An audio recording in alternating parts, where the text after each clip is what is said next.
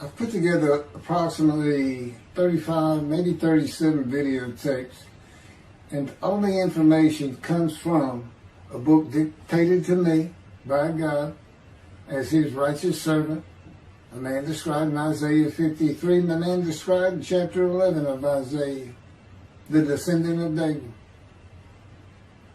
the twig from a shoot that grows out of the stump of Jesse, and it is a stump because of the vanished and failed ancestral tree of the kings of Judah, the line of Jesus. He cannot be the man of chapter 11. He's not the anointed one. He's not son of David. None of that's true. The other book, that book is called Isaiah 53 in the Day of the Lord. And there's about 3 chapters in those particular videotapes that come from the second book that we wrote not too long ago. He dictated to me. It's the story of my life. It's to show you how I fit the verses of Isaiah 53 with regard primarily to suffering, familiar with disease. So that would be wounded, and as it turns out, cancer. But the other words that you find in Isaiah 53, punishment, maltreatment, crushing, bruising, chastisement, okay, that is all in God's power. That's all in God's power, all those words. But the books are unpublished, shunned and despised, accounted afflicted by God, plagued. Nobody understands it. This is so different than the Judaism the Jewish people have been taught. This Messianic era that will never occur. And we know it's not going to occur now once you believe who I am and how you cannot. After the mountain of evidence I have presented that is in those books, just as Moses today would have to say, well, look, I wrote Leviticus. You think I just came up with that? You think I just came up with all this information? Did I know how God speaks through an angel and who that angel is? Moses walks by a burning bush that's not consumed. The angel of the Lord's in the bush and God speaks. I'm the one who explained that to you.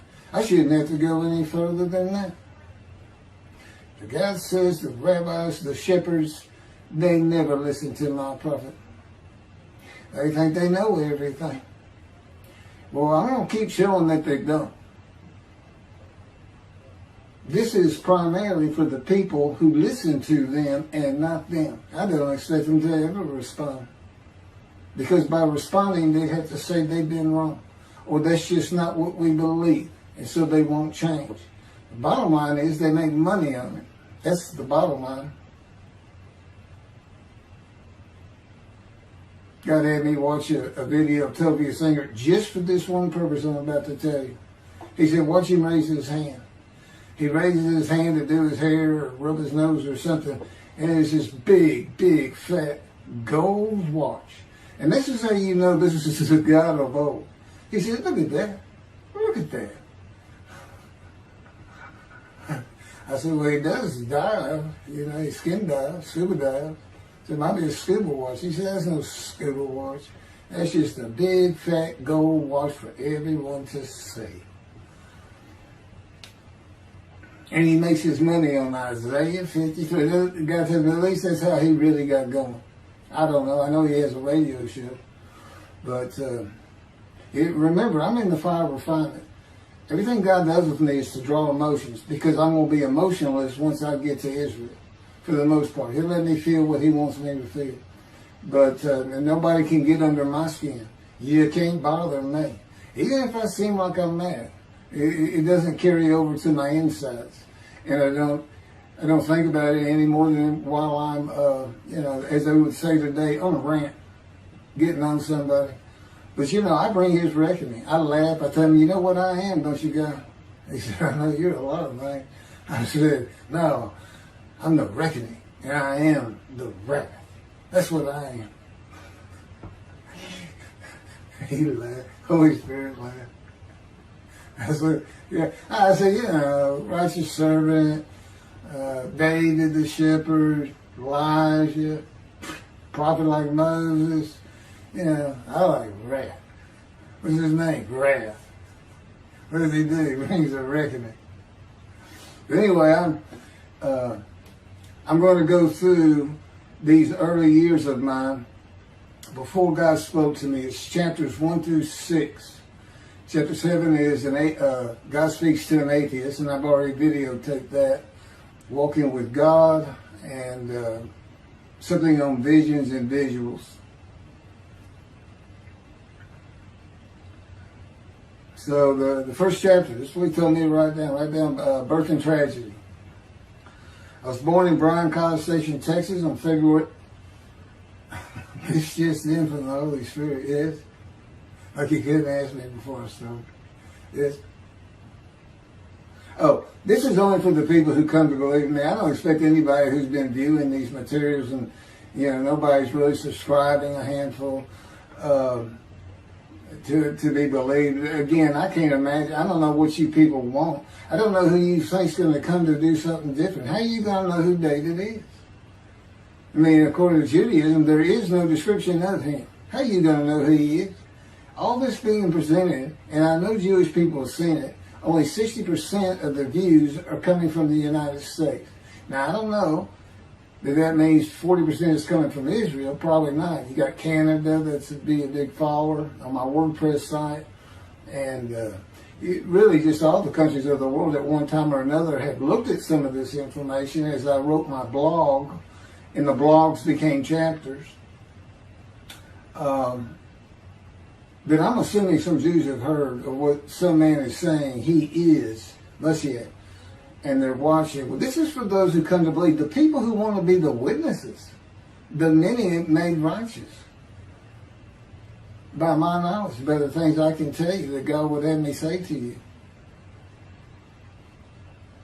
So, this might be bored to tears with others, but it does show suffering, pain, and emotional pain, my background, and just who I am.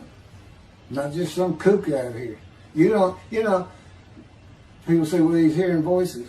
Listen, as a lawyer, and I even did criminal law, I've seen some of these people who hear voices. I promise you, that's a person who should be hearing voices when you just see them and watch them for a couple of minutes. It's not me. Excuse me. Okay, I was born in Bryan, College Station, Texas on February 21st, 1957. And that's interesting because that's the year the first satellite went up. Russia sent up Sputnik, which was really 3 different satellites, and altogether they were called Sputnik. That is considered the dawning of the age of the internet. Now, I've asked God, how did you select me? How did I be blessed with this and learning all these things with this crazy life that I've had? And but he won't answer me. He's gone poker. This poker guy, he's not going to talk. He's not going to change expressions or anything, or me getting an impression that he is. And so I tried to come up with it on my own, and that is where I started. I said, because I know how important the internet is for this. It's the only way to get things worldwide, and all the teachings that have come through it. I didn't know, I'm 63. I'm not like the young people who can just text messages without looking at the phone and all that. But he's taught me everything. He taught me how to set up Facebook, Twitter, you name it. He would just say, go to your computer, do this, do that. Commanded and directed to become very good at the computer and, of course, word processing. I'm a regular secretary, except I still henpeck with one finger. I used to. But God says that's to show you I have perfect use of this disfigured right arm. It just doesn't have muscle in it, and my shoulder's shorter. Anyway, I was born in Bryan College, and that's where Texas A&M University is. And my dad was attending Texas A&M when I was born. I graduated from there 22 years later, which is a story in and of itself. So I was born premature in the 7th month of my mom's pregnancy. I was born in February, and there were many complications. My parents were told I would not make it through the night, and they should just take me home. Mind you, this is 63 years ago. The biggest problem was that my insides had not fully formed, and it was impossible for me to take milk. Mammy, my great-grandmother, told my parents, boil rice. Feed him the rice water. It's got all kinds of nutrients and minerals in it. Dad says he threw out a mountain of rice those first few months. And it would not be my last encounter with death. So my dad graduated and we moved to Metairie, Louisiana. And his first job is an oil and gas geologist. He looks for oil and tries to sell deals to people who can raise money to drill. He gets money up front and a percentage of production once they get their money back. That's what he's done his whole life.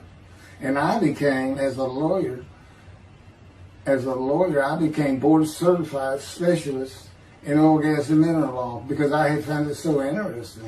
As a young boy, I became interested. But he rarely had time for us. The other part, I said, okay, well, I was born when the dawning of the internet, so he's got a selection process for 57. And I come from a dysfunctional family. Lots of drinkers, lots of fighters. And on my mom, her grandfather committed suicide. It's tragedy. Earth and tragedy. In the Great Depression, he lost everything. He owned land in what is now downtown Dallas. But then when she was about 4 or 5, her mother went down to the market square in Crockett, Texas, small East Texas town. Everybody has their courthouse in the center of town, and there's streets on either side with stores. She went to the hardware store and purchased rat poison. She hadn't gotten hardly out the door when she opened it and took it herself. Died right there on Main Street in the middle of the day in a little small town. I don't know how long that would have been. My mom's 85 or 6. She was 4 or 5, almost 80 years ago. So I'm sure it was quite an event. And her dad took her and her sister's about 2 years older, to Metairie, and not Metairie, to someplace in Louisiana. But could have been Baton Rouge. And her father became a elevator operator. And you can still find this in Houston. When I was at law school, I went to law school downtown Houston, but South Texas College of Law. And at the courthouse, they would have somebody sitting in there on a little stool and with a lever and take you up or down, take everybody up or down. With all the lawyers coming in for the court cases, it was packed. I'm sure they've done away with it by now. But that's what he did. And they found him one day or night. He had taken out a pistol, he shot himself in the head and killed himself. So now she had suicides on both sides of the family. And her father's brother took the 2 girls in. He actually adopted them. And when she was about 10 or so, I believe, she's with him out in some shack in East Texas. And, there's not even phone in this place. And he took a shotgun, and I'm sure he'd been drinking. They were all known for it. And blew his head off right in front of her. I mean, that's all the circumstances I know about it. It doesn't sound like a good scene at all, but it scarred her for life. Okay, we've been taking care of her from the get-go. My father amazes me to no end. What he has done to care for her. See, they knew that was his sweetheart. Eventually, now at 10 years old, that's who he married. And they're both from Crockett, Texas. Small town people. I still take care of them. They've taken care of me for 10 years. Got to me from society. He made me quit law. terminate my law license in Hawaii and Texas, and took me into poverty. I've been in poverty for 13 years until I just now filed for Social Security early. But I give them more than 90% of it to make up for everything they've given me for 13 years. While I'm in God's fire of refinement, learning everything I need to know. And I have learned much. There ain't any question.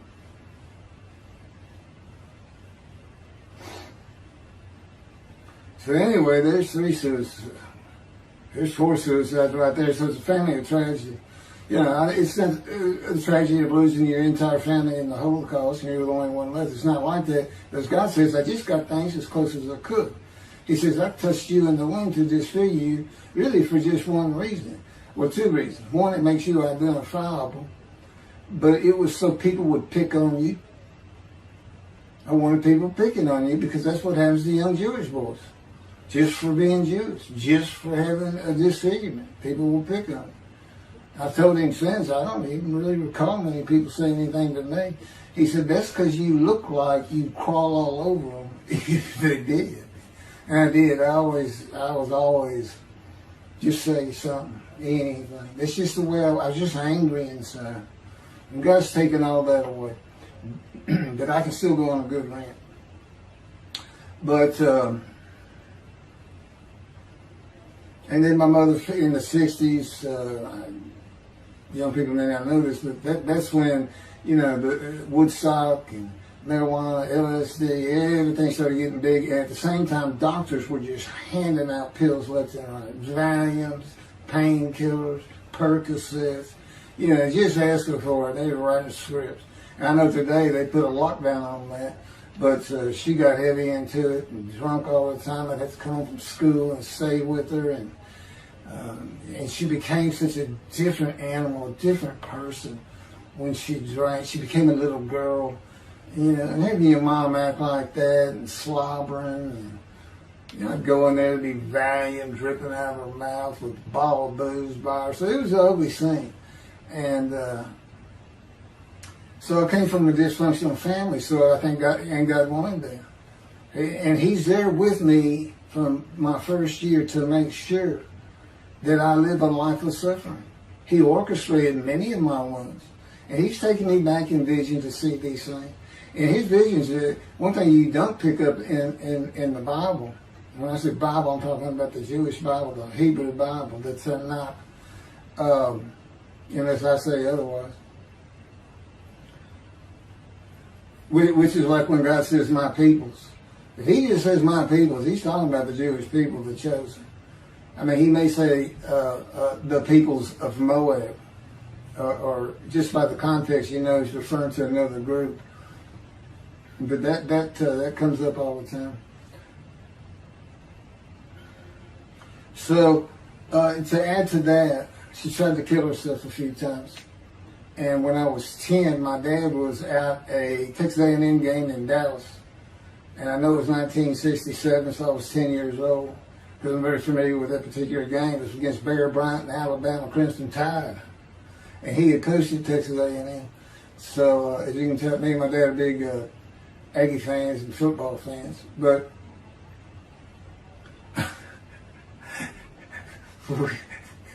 I had been assured we'll be able to see those games in Israel. Somehow it might be taken. He said, we'll get it. That's the Holy Spirit. We'll get it. He's so funny. I don't know where my sister and brother were, but I heard some noise and I went down about 1 or 2 in the morning, and our stairs curved, and there was a little bay window cut out, and I looked down out into the living room. She's laying newspapers out, and I just sat there watching. I didn't know what to do. And she got down that paper and took out a butcher knife, not a razor blade, a butcher knife, and opened her wrist up. And this happened again years later when I was in high school. She opened her elbow up, and that was god awful. I don't know. But before she bled out, my dad opened that door. I sometimes think she knew he was going to be there soon, would probably save her. But it didn't look good, and I hated myself for not doing something. Maybe that's why I was so angry. Anyway, because I didn't do anything, I just sat there. I couldn't move. I don't know. I don't even know what I was really thinking, really. But I can't. What it did is it told me how much her uncle blowing his head off must have done to her. That must have really hit you. I had nightmares my whole life, but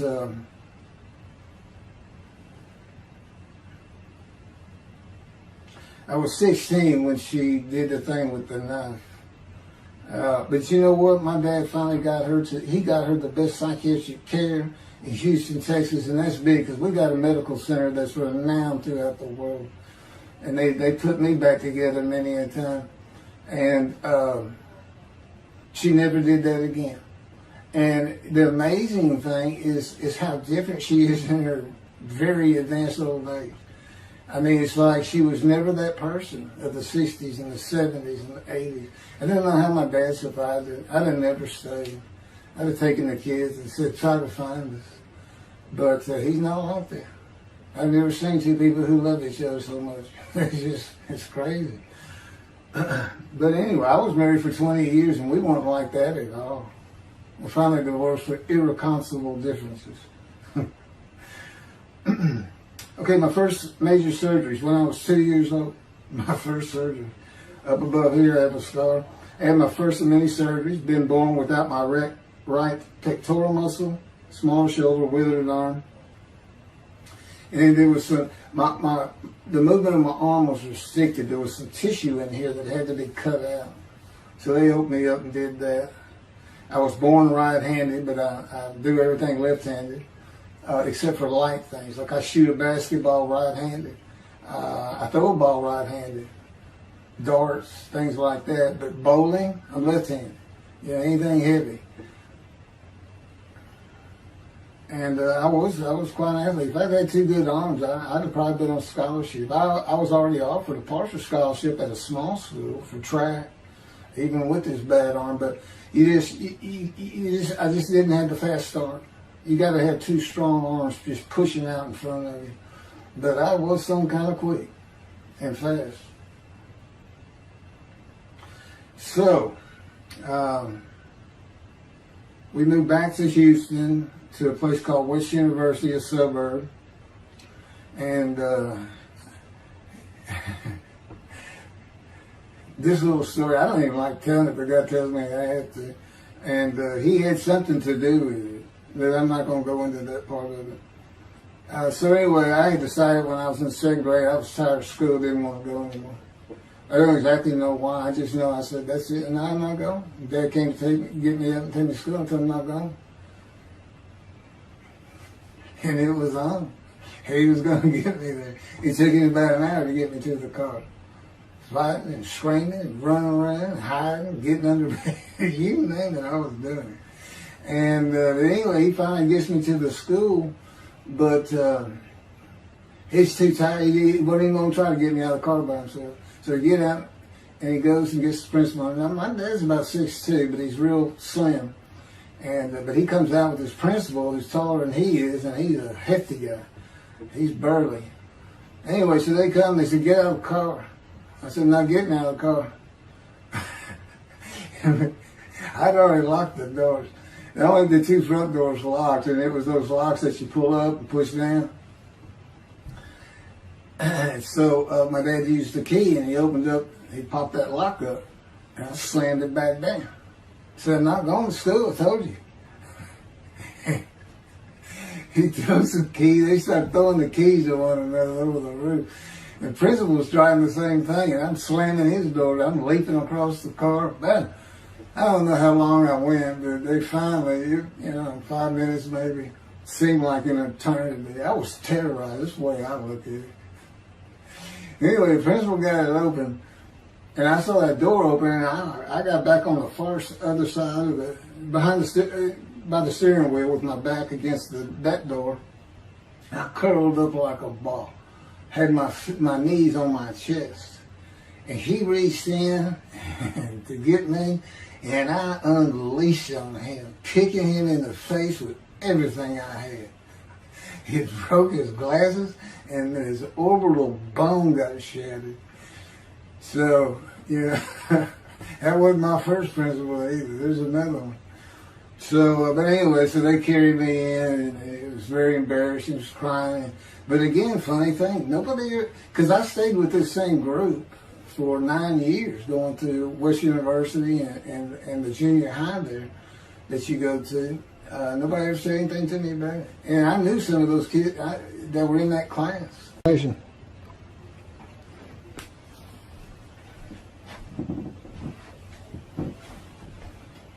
My camera only goes for half an hour. I can see on the screen that I have pointing towards me that when it runs out and I have to turn it off and turn it back on. But anyway, that ended my fight with my first principal.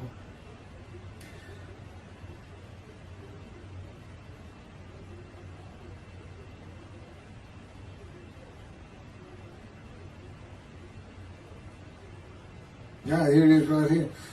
I just got to have me put these together. In the 10th grade, the principal of the school told me to cut my hair. You know, I had long, blonde, wavy hair, well past my shoulders. Again, this was, I graduated high school in '76, and this has been junior high, so it's in the early '70s, but it felt like the '60s still. And I kept in a ponytail. It was neat. It was a school-wide policy. I think I was one of the last people to cut his hair. I was hiding all the time. I was always on the alert for the teachers that would turn you in. But I went and got it cut. I told the barber right at my collar. Sat there in the chair, cut it right at my collar as I was instructed to do. And then I was commanded to return to the principal's office. And so I presented myself to him. I sat down in the chair in his office, and he gets up, walks behind me, and grabbed me by my hair, back of my head, and jerked my head back fast. And said, "It's still over your collar." Now, I don't know if I did a backflip out of that thing. I can't really recall. But what I do recall is it took 3 people to get me off of him. And I was permanently expelled from school, which ended up me leaving home. It wasn't a runaway. I'm just out of here. I'm tired of everything and everybody. I ain't going to school ever again. Hate school, always there. That was me. And they had to pull me off of him. I understand through a friend of mine, he said, "You know, my brother went to that school. He has some stories about that guy." So the guy said, "It wasn't me. It's him." Second major surgery came when I was 12 years old to try and repair my right knee and just below it. I was running full speed in a field. High grass and weeds with a family dog. And God says he had something to do with what the dog did. For no apparent reason, just suddenly he was running at my side. And he just bolted, he just stopped going straight to the heart of the left and went right between the legs. I go sailing in the air, and I came down on my knees, except my right knee came down on a broken Coke bottle, Coca-Cola. And they used some thick glass back then. It was stuck nose down, way down. It was all broken up, but it was the bottom all jagged that my knee just, they said it went to the other side of your knee. They said, "You got that whole field in your knee." But when I got to the hospital, I sat there for a long time. The first doctor that came in and just told my mom, right in front of me, I'm in the room, he said, I can't repair that. It's not repairable. We want to take it off. You can't use it. And I already knew that because as I started screaming and yelling for my dad, he finally came back. This field was behind our house. There was a chain link fence, and then the field. My dad finally heard me. He got over. He saw the blood, and so all of a sudden he's scared to death. I'm going into shock, and he got me to put my arm around his neck, and he said, "Can you walk on it?" And I tried, and it just collapsed. It was useless. It was awful. And then I had to climb over that fence. And my mom was going crazy and screaming and crying. And he had to go take care of her. I'm sitting in his bathroom with my leg all opened up, and I'm just getting sicker and sicker, nauseated, scared. I was a cripple. And but anyway, they get me down to the hospital. And this, like I said, the first doctors were just like, we don't know what to do. And just right then, and God says he knew he was going to be there. This doctor walks by, and my mom recognizes me. And she goes, Dr. Kane. And she runs out the door. Well, this is Dr. Kane. Her mammy that I mentioned earlier, in her old age, very old, maybe been in her 90s, I don't know, late 80s, but living with her sister, broke her hip. And this doctor repaired it. This is a long time ago, people. Repaired it, and she actually walked again with a walker. I remember. But that's who this doctor was. And she said, my son, they're going to take his leg off. You've got to come look at it. And this Dr. Kane actually became the medical doctor for the Houston Oilers. He repaired many in me before and after me. I guess that's what he specialized in. But he was there at the hospital just to do rounds. He wasn't dressed for surgery or anything. But he came in that room, and I mean, he was livid when he looked at my knee and knew how I'd been there for like 5 hours at this time. And he just started barking orders about getting me prepped for surgery, and he takes off to go get prepped. And they literally ran me down to surgery in a gurney. I mean, they were trying. This kind of fear he put in everybody. Anyway, I was in the hospital for weeks, and I woke up with my leg. I was glad of that. But I had a cast from my hip to my ankle. And he told me, when I finally was being released, he said, if you put any weight on that leg, you'll never walk again. So, I can't remember, 6 weeks. I don't know how long it was that I had that cast on. It wasn't my first cast, it wasn't my last. Or maybe it was my first. Maybe it wasn't my last. That's another story. We're not getting very far. There's 6 chapters. I'm barely getting through the first one. But what I'll do is I'll just do 6, just like I did with Isaiah 53. I did 6 or 7 videos, 7 I think.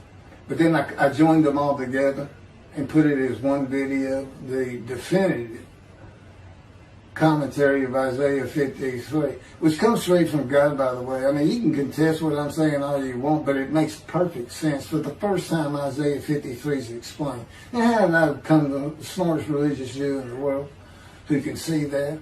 And what the wounding and the punishment, everything's about, and how it's really, in some ways, a snare for the Gentiles for the day of the Lord. Because he knows he can take me and just decimate any argument they want to put forth.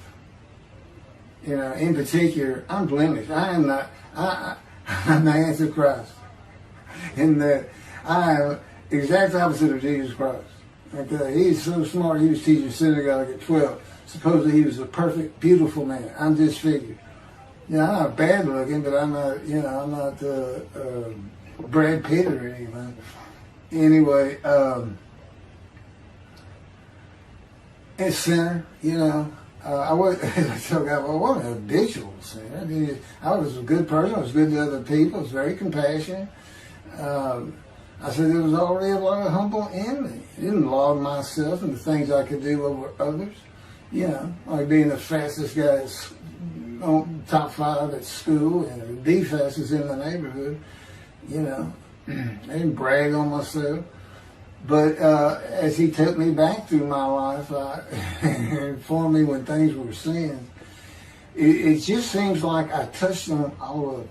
And if murder in your heart is actually committing that sin, as the Christians say, I don't really go with that, but then there's really not much I've missed. So I'm a sinner. And, all Jesus can say is, well, I'm a sinner too. I'm lying. All you got to do is read the scripture in the Gospels. You see where I'm lying. That's easy. And I came from the banished line. I thought I was the man of Isaiah 53. I thought I was going to be exposed to death, but given long life. This is what he would tell you if he was here. He said, but you know what happened? They crucified me. And on the cross, I realized I'm not that man. This isn't exposure to death. This looks like a sure thing. Father, Father, Father, why have you forsaken me?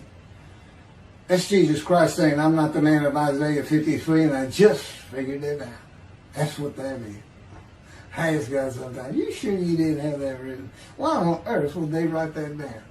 At least forget about it. We need to forsaken me. That's what it's about, Christians. Now they got their way. They can explain that being counted a sinner means he got crucified with the sinner beside him being crucified on each side, left and right. So there's three of them, so he's counted a sinner. Okay. You know, it's supposed to be descriptive. It's supposed to be able to find a person to this. You might tell Judaism the same thing. You know, this is to find somebody. It's not the people of Israel. They're all kinds of people. No, we're looking for a guy so God can have a Moses. Why? We have a new covenant. Why? It's the day of the Lord. Why? Jeremiah says so. That's why. It's so easy. The lamb blooms again. Okay, and he's coming with covenant friendship with the temple. So the lamb blooms again at a time when there's no temple. Jerusalem's going to be rebuilt. It's a metropolitan today. This is no Jerusalem of antiquity. The old city might be too big. And I'll make a new covenant with you. I'm going to forgive all your sins and remember them no more. That will cause Torah to be written on your heart. It's a metaphor. When did he do this before? Oh, that's right. Assyrian Babylon exiles. Isaiah was writing for. God said, I forgive your sins, remember them no more. They became a holy city, and what they did? They built the second temple. What are we missing? The third temple. This is so easy. So it is the day of the Lord. There ain't any question of that. I'm just telling you it started with the Russians. Sending us Sputnik, those old Ruskies. And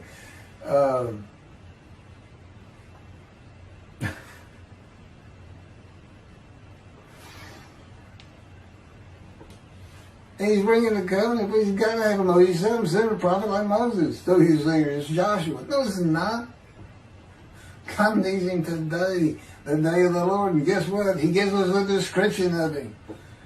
He knows this is a time of secularism, reliance on science and medicine and doctors. And you got so many more people who the only book out there is not the Hebrew Bible. There's a lot more books than that. You know, there's all kinds of distractions, television, cell phones, computers.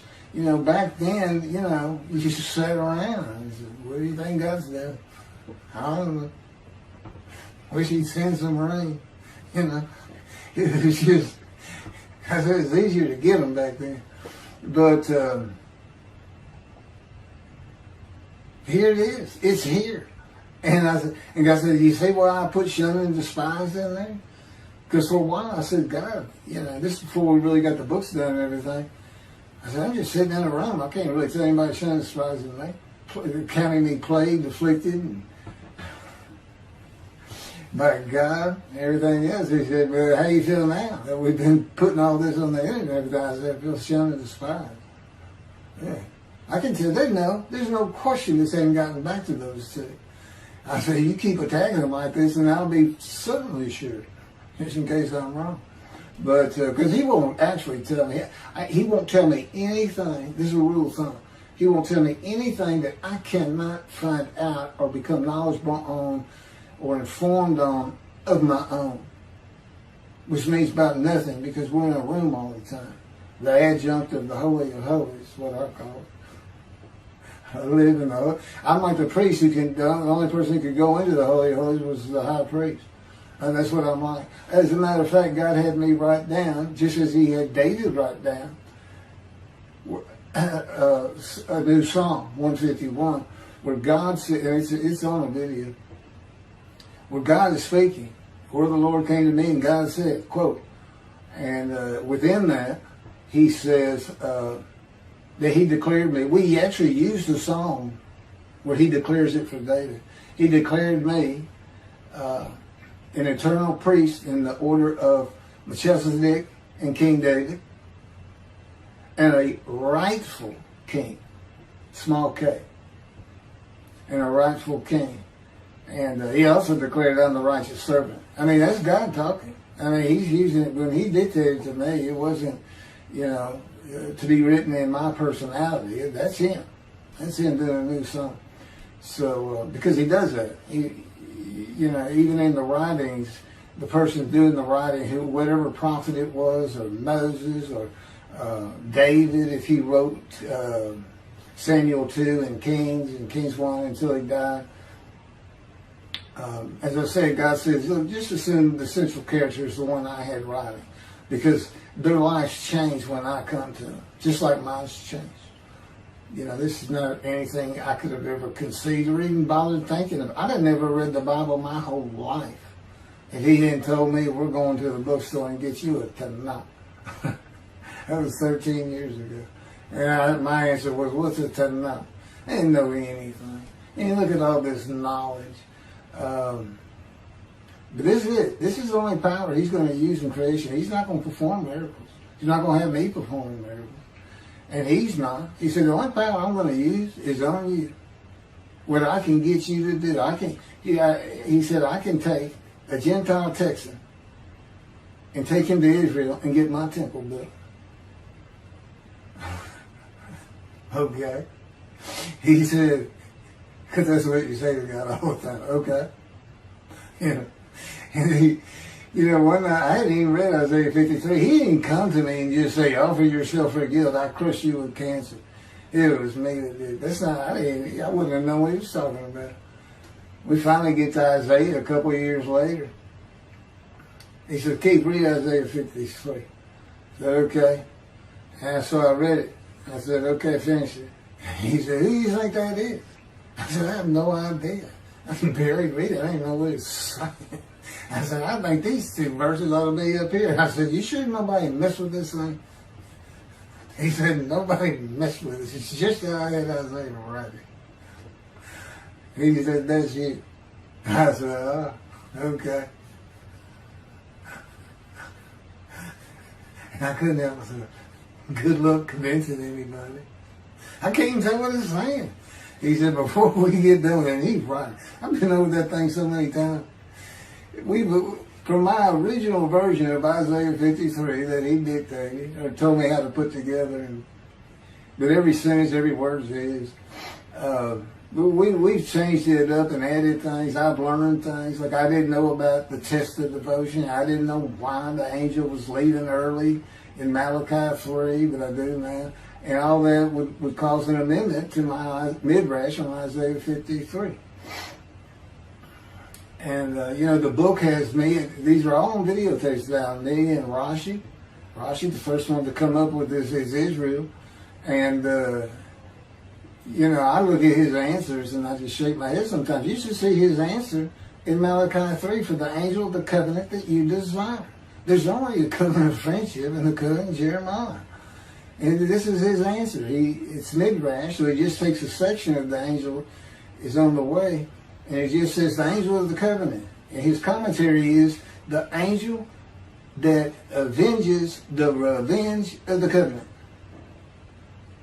I said, what does that mean? What is he talking about? I said, you guys being funny. He said, I don't know. I said, you do know. He said, well, I'm not telling you. So, God likes to feel as though he's laughing. He doesn't actually laugh. He sends me a perception that he does. Or he uses me to laugh. I've mentioned that in a video. Because he can't. Well, he controls my words.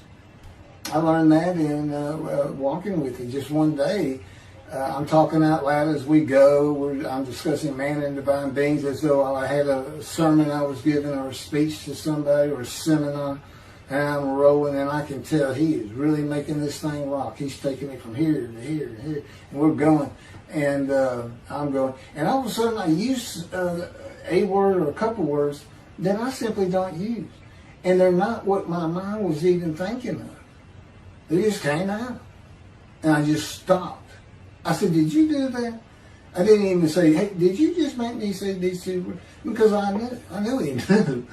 I said, did you do that? He said, I did. He was almost indignant. I did. I said, okay. Anyway, that's where it all started. Now I know.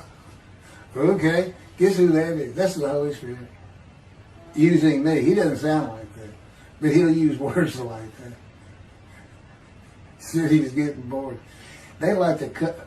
Let me just say this. This is part of guys you don't know. And it's not all the time. It's just some of the times we do tend to get kind of silly in here. But, you know, they do things after a while. I'm like, you know, I feel like a kindergarten teacher, and I got two of those kids that you just shake your head at. You say, this is a handful. These two are nothing but trouble. Always fooling around, looking for a laugh. And the Spirit's always working in heaven, death, God laugh, as it were. Again, he doesn't actually laugh. He just, it's a perception that's his emotion. If God has any emotions left, because worrying about other people's pain is not one of them. He made that clear to me. I don't care about your pain. And just saying it makes you mad. He says, see him drawing anger. And he'll do stuff so many times over and over. He says, it's easy because now it irritates the fire out of it. He just started. I said, how do y'all keep doing this stuff? And one day I told him, I said, I got it. Which means it actually came from them. I got it. You never grew up. You never got sent to your room. You never had to climb that mountain to achieve something. Put yourself out there. Nobody's ever whooped you. He said it. I said, that's what it is. You never grew up. That's what it is. Yeah, I'm dealing with the child guy. That's what I'm dealing with. That was my argument. And then he came down as mean, very serious, mature guy. And I didn't bring that argument up anymore. But that's how it gets with me sometimes. It's an incredible lot for me. I'm not going to get to him. I guess I'm at the end.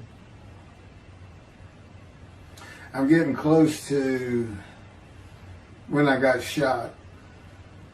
I thought that was a new chapter. Oh, it's not. Well, I'm going to pick, this is getting long. Anything over half an hour, we try to stop. Now, my Isaiah 53 is 5 hours. But, yeah, you don't have to watch it all at one time, of course. He doesn't hardly let me watch it.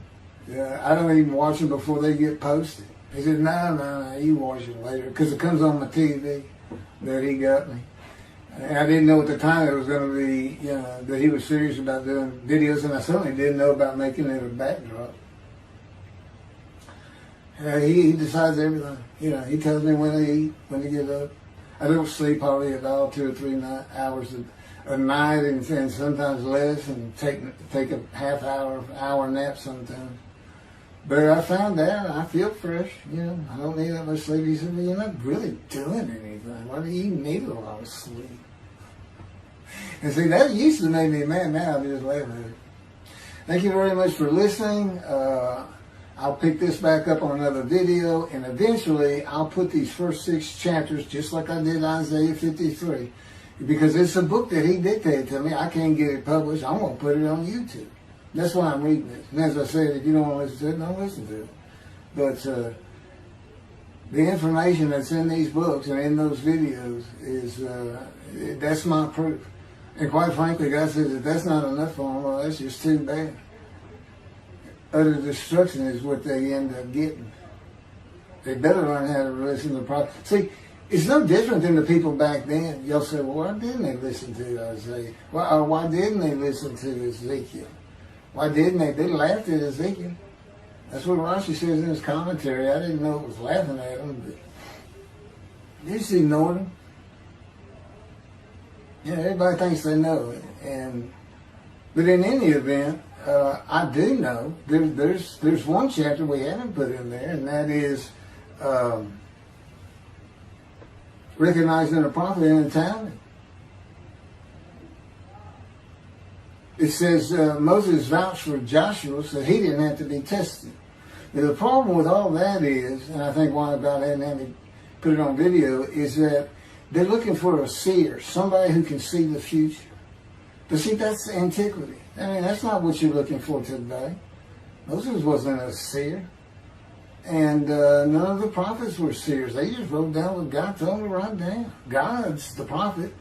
Is the one making prophecy. And what he does, he doesn't actually just, quote, see the future. He walks it through. He says, okay, right here is when they're going to send up a satellite.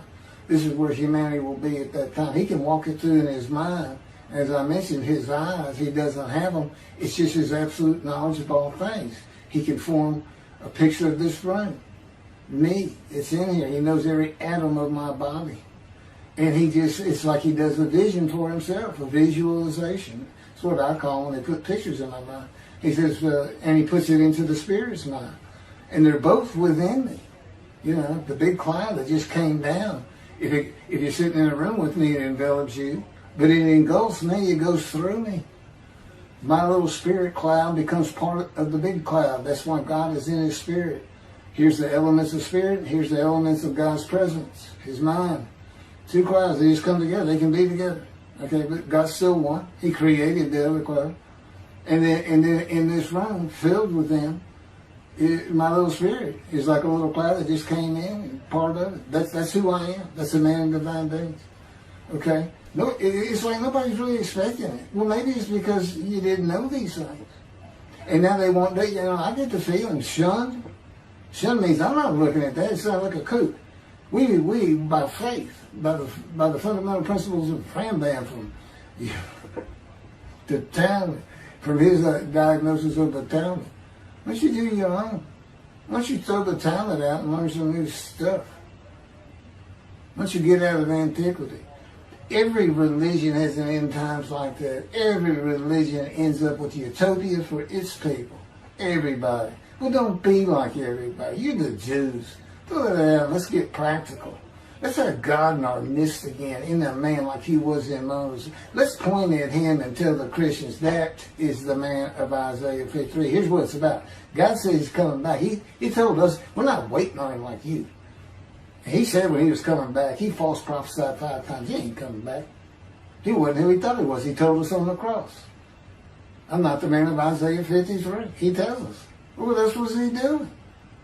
Father, why'd you forsake me? I'm about to die. What do you think he's talking about? What do you think he's thinking about? He's not supposed to die. He thinks he's the man of Isaiah 53. So do they. It's just mind-boggling because I'm the man. And there's nothing about me that says Jesus Christ. Nothing. You should hear me cuss God. I've cussed him trying to die. I've begged for death 1,000 times. He said, it's not been 1,000 times. I said, it's been hundreds. He said, well, that's true. You have cursed me more than any man in the history of mankind. And he said, and you did it face to face. And I said, you shouldn't make me so mad.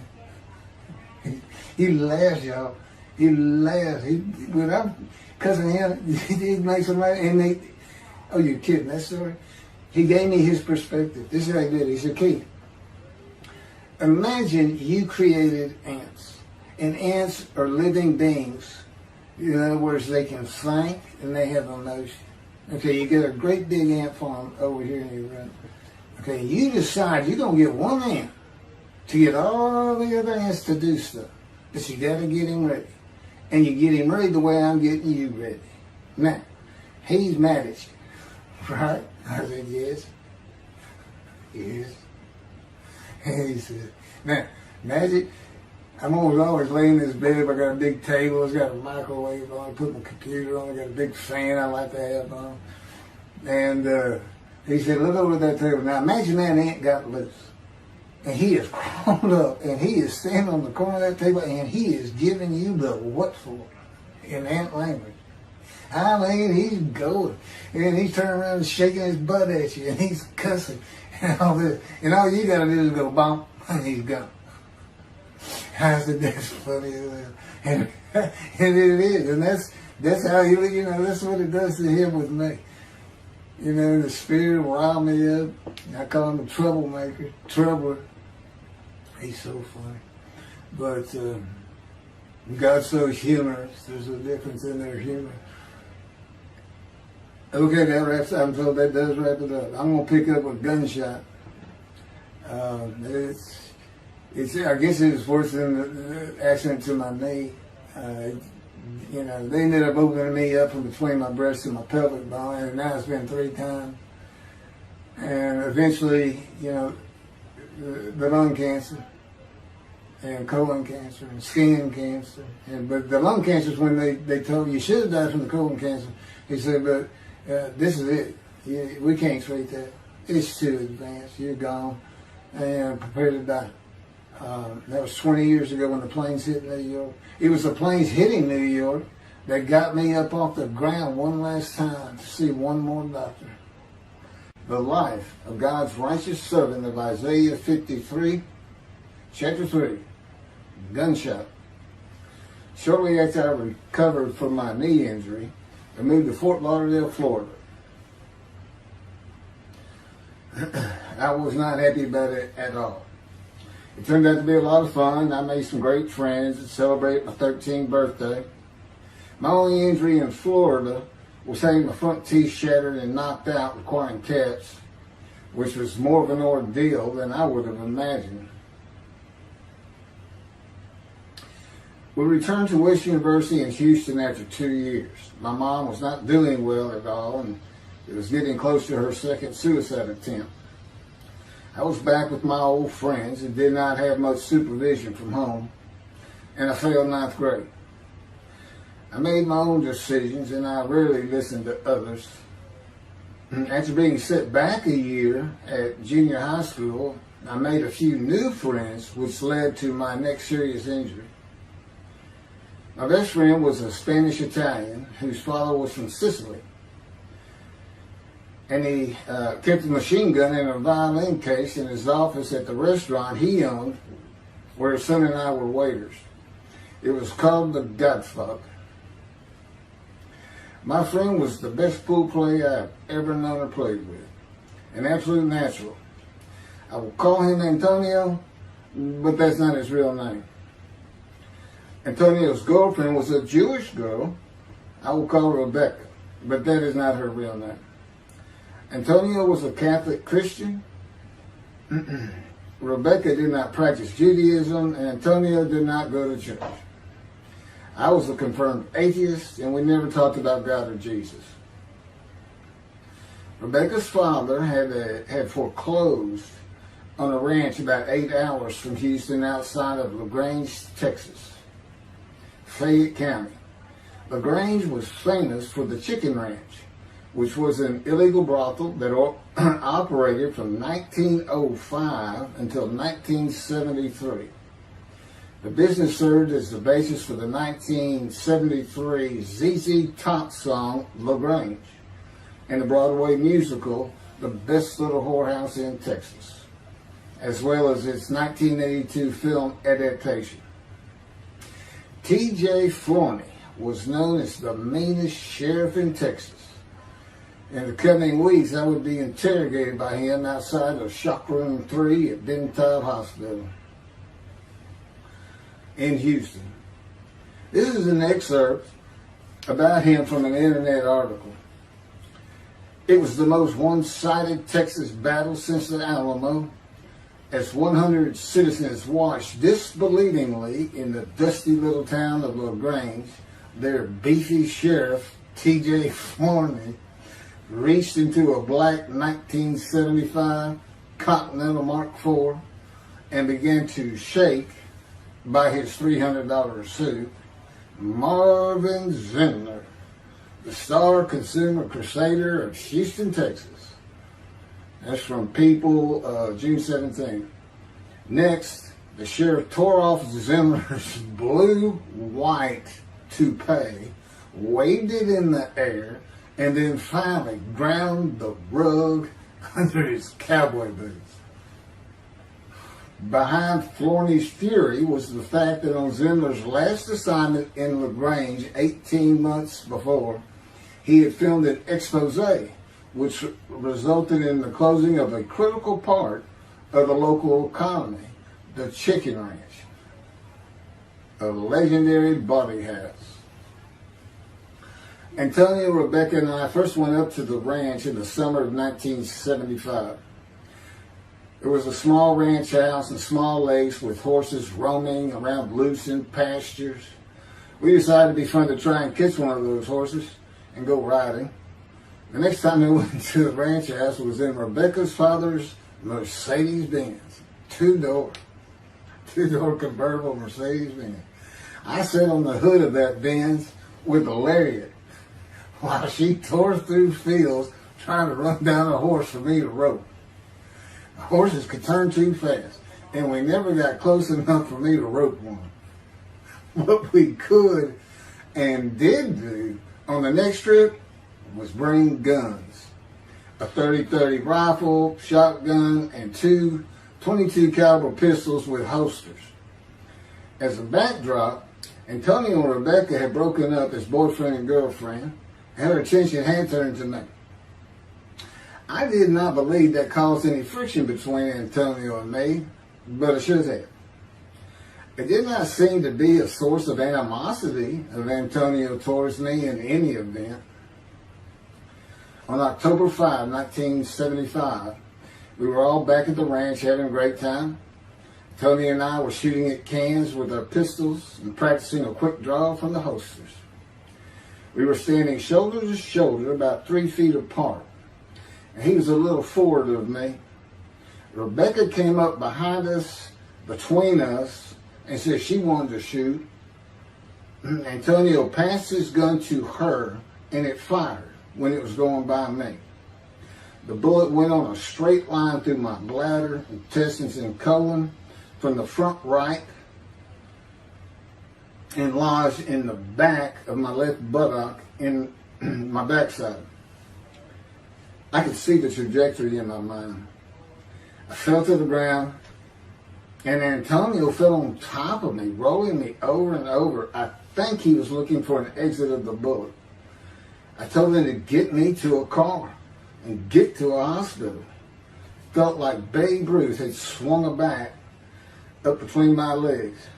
I never once thought of God. On a big ranch, there are several gates for different sections of land and different purposes, usually with chains and a lock. When we got to the first one, I told Antonio, drive through it. I told him to ram it. I knew I was dying, and all I could think of was, you have got to hurry. I didn't panic, but I had never been so afraid and had never felt fear like that again to this day. Sometimes I think I have forgiven Antonio for accidentally shooting me, but I had not and cannot forgive him for stopping at those gates. I'm still mad about it. I was seriously angry at him. We got to the LaGrange Hospital before noon on a Sunday. They had to call the doctor to come in. I asked the nurse for something for pain, and she told me my vital signs were too low. That if she gave me a shot of morphine, I'd drop dead right there. It would kill me. No pain medication. The doctor came and looked at me and said there's nothing they could do there. He told me they were getting an ambulance to take me to Houston, Ben Taub Hospital, where they operated on gunshot victims all weekend long and do to this day. It's a trauma hospital. Many young doctors from Baylor University, all around the state. It's the high desirable place to be because you're cutting all. If you want to be a surgeon, you're cutting all day long. I knew one thing with a certainty. I could not pass out or fall asleep. If I did, I would not come back. In an ambulance, I talked to two fellas that were tending to me, as much as anything to stay awake. I asked them such things as what it was like to be married, graduate high school, have a career job, but my mind repeated over and over, you have got to hurry. We arrived at dusk. This happened before noon when I got shot, so now it's getting dark. When the ambulance opened, my brother jumped in to help. My mom was standing by the entrance to the shock rooms in her fur coat. She later told me that since Ben Taub was a public hospital, it might help if they thought we had money. I didn't see my dad, but my sister told me later, the whole way to the hospital, all he could say was, to God, please don't take my boy from me. I had stayed awake for some 6 to 8 hours in awful pain. They took me to shop room 3. It was filled with people giving orders and very loud. On the table, the nurse told me she had to put her finger in my bottom, which embarrassed me. And I raised up like a sit-up and saw nothing but blood rushing from my bottom onto the table. You have to hurry is all I could say. They finished prepping me for surgery and rolled me to a hall in a line of others awaiting surgery. Then someone was saying my name, and I opened in to see P.J. Forney, Sheriff of LaGrange. He wanted to know if I'd been shot intentionally, what we were doing at that ranch, did we have permission to be there, and et cetera, et cetera. I told him I thought it was an accident and to leave me alone. I never saw him again.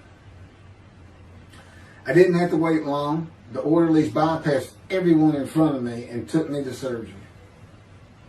I awoke in a large room with about 10 beds on my side of the room and 10 beds on the other with other patients, and I could hear moaning and crying here and there. It took a few moments to remember what had happened and why I was in there. I fell back asleep, and when I awoke, my dad was telling me he would have me out of there into a private hospital as soon as possible. It was the next day when they transferred me to the Methodist Hospital in the medical center where they had operated on my knee, and I had spent weeks there. I had a hose with a bag coming from my bladder and a colostomy, an opening called the stoma, which is your intestine on the outside of your abdomen, with a bag over it for going to the bathroom. I was out of danger from dying, but still very weak, and I needed to gain some weight. The track team was already getting together, running distance and cross-country workouts provided by the coach, preparing for track meets in the following school semester. I lived about a half mile from the high school. The day I got home, I walked to look at the track. It did not seem possible I could get back in shape. I was afraid to cross the roads to the school. I could not even trot to get out of the way if a car came my way. My insides felt like jelly, and I had been warned that too much physical exertion in the first 10 days could cause a stomal hernia and my intestines to start extending from my body. I was homeschooled for the rest of the semester by a private volunteer tutor and passed classes I probably would have failed. The beauty of that gunshot was that it changed me. I was never going to graduate high school, having failed so many classes. So I set up night school classes for the next and my last semester of high school. I was 18, soon to be 19, and a senior.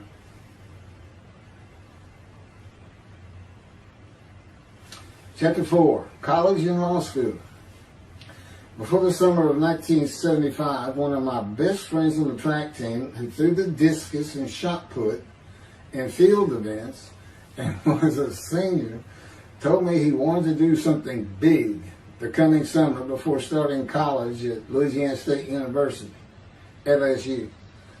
I was only a junior and I had no plans for the summer. He mentioned this to me, and I began thinking about how long it had been since I had been to Colorado. My father, who had really good years and many so-so years, depending on how the oil and gas industry was doing.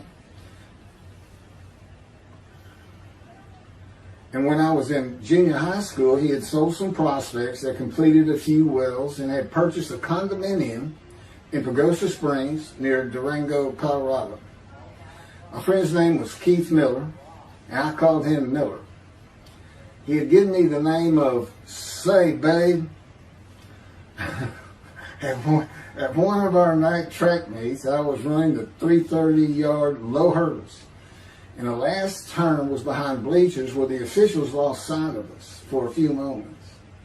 A runner to my left veered out of his lane into mine and took my hurdle, and I had to slow down and go around it, yelling, "Hey man, that's my hurdle." I wasn't happy. I do not remember how Miller knew what I had yelled, but he was probably on the football field inside the track working on shot putting discus, watching me run and hurting me. I did not really know him very well at this time, other than he was a popular senior who knew everyone, in stark contrast to me. On the following Monday, I was walking down the halls between classes, and coming in the other direction was Miller, though I did not see him. Then as he was passing me, in a loud voice, loud enough for everyone in the entire hall to hear, I hear, "Say, babe, that's my hurt." Hence, say, babe. That began a really good and fun friendship, and I got to know the class I should have been in if I had not failed ninth grade. And because I was Miller's friend, I was immediately accepted by anyone he introduced me to. I found out about 40 years later on Facebook. I looked him up and we friended that he's Jewish, and particularly because of his brother. He's got an older brother, and they look just alike. Live up in Oregon. But I did not know that. It's not something we ever talked about. Just didn't think about it. I'm sure he wasn't observant at the time. I told Miller about my dad's condo and suggested we plan a trip up there and backpack in the Womanichi wilderness of the San Juan National Forest. I had hiked there while in junior high school with a friend and his little brother. I had a driver's license in my second year in the ninth grade. The prominent 13,000-foot peak is 10.7 miles from the town of Silverton, which began as a silver mining camp in 1873, and that is where I plan to take Miller.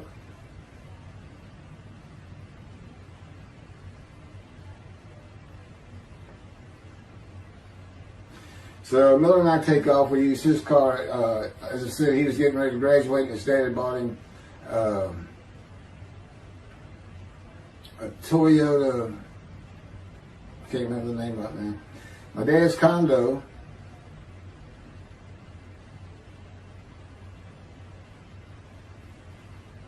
was about 60 miles from Durango, where a train depot is located that runs a train through the Womanichi Wilderness to Silverton.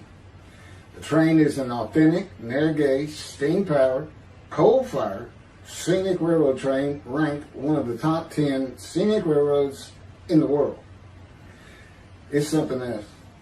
It stops twice in the same places to let off and pick up hikers and backpackers in the Animas Canyon of the Womanichi. At top speed of 18 miles per hour, it takes the train 3.5 hours to travel the 45 miles from Durango to Silverton. Oh, here it is. Miller had a new Toyota Celica. And after a day and late into the night, we made it to Pagosa, slept, and we're at the train station before the first departure the next day. I don't know what the problem was, but the train was not going to run that day. So we couldn't get to where I wanted to take him. It's just too far. We decided to get a hotel in Durango and just head down the train tracks into the wilderness and explore an area I had never seen in with the maps. We got lost.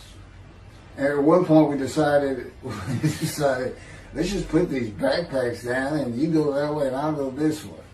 Well, we did that. We met back up, and then we couldn't find our backpacks. And we did finally find them. We slept that night, and we had a big black bear episode because we had left some food out on the ground, which we shouldn't have done.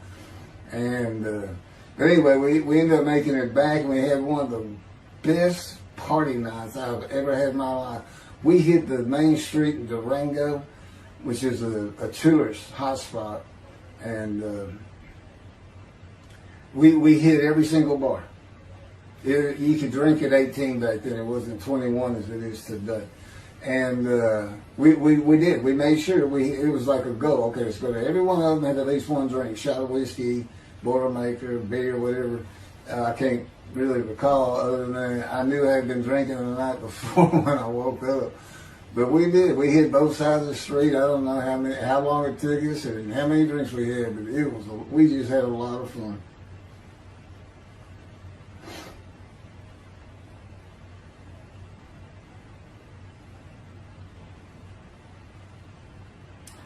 Okay, I'll be coming to chapter, I guess it's 4.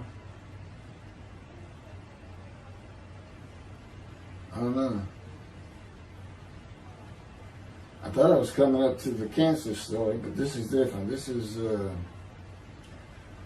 getting into alterations while at school.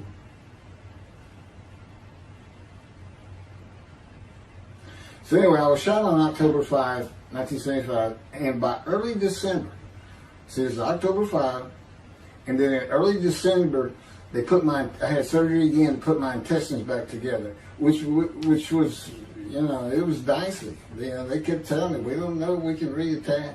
There's people like Bob Hope lived his whole life with one of these stonal deals, and it's just a horrible thing. It was successful. They put it back together, and they removed my bladder tube. The girl next door, who I had never talked to other than to say hey or hello, and who also went to high school with me, had been coming over daily, and she agreed to be my girlfriend when I asked her a few months later. I did my night school and graduated last in my class, or close to it, of over 400 people. In late December, I began running with the track team. Now, I had surgery early December, and I already got out there with them, which was difficult. Pulling 2 tires on the cinder track, there's a rope, 2 tires, and you put a harness around your waist. I had to put mine high up on my shoulder. On the cinder track for a lap and a half, 660 yards with 2-minute intervals, 6 times was the toughest. My speed and quickness were still there, but distance running and my endurance, it took quite a while to come back. In early February, just about 3 months after being shot, I won my first 120-yard high hurdles race at a track meet that was fast enough to qualify at the upcoming district track meet for the regional track meet. Winning at the regionals would place me in the state track meet. I was fast, but my disfigured right arm really held me back. Then my heart was broken, and I cried for the first time since I was a child, best I could remember. My coach, who really liked me, he understood the effort I had put in to get back in shape. Called me to his office, and I knew something was wrong. He told me I could no longer be on the track team. I had too many semesters of school to be eligible according to the eligibility rules. It was because I had failed 9th grade.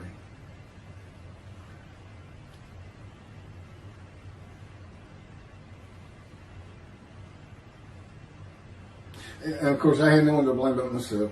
Skipping school all the time, just not trying or caring about learning was why I failed. I was not lacking in intelligence and common sense, as many people have thought of me. I could and often did read a complete science fiction paperback book during the school day. One day. I get them from my brother. I just sat in the back of each class and read my book, and the teachers always left me alone. I also was suspended from school a couple of times for fighting. First fight was in the gym in the bleachers with the principal on the floor telling us the do's and don'ts for the second semester of the 10th grade. This is 2 years before I was shot. I found out he already knew me by name, and I had never talked to him. The second fight was with the same guy, but this time we took it across the street from the school. He had about 10 of his friends, and I, being pretty much a loner, I had none. They were African American, bused into school from neighborhoods far away. And I just didn't understand them, or know why they even talked to me with words I did not get, like word, or say, man, can I hold $1?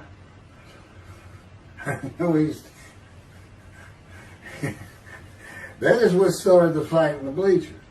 I hear from behind me and one stood to my left saying, "Man, can I hold a quarter?" I turned around and just looked at him. And finally said, I did not have a quarter. Ordered with the principal, I undid my ponytail. Mind you, he's sitting right behind me, and I'm well aware of that.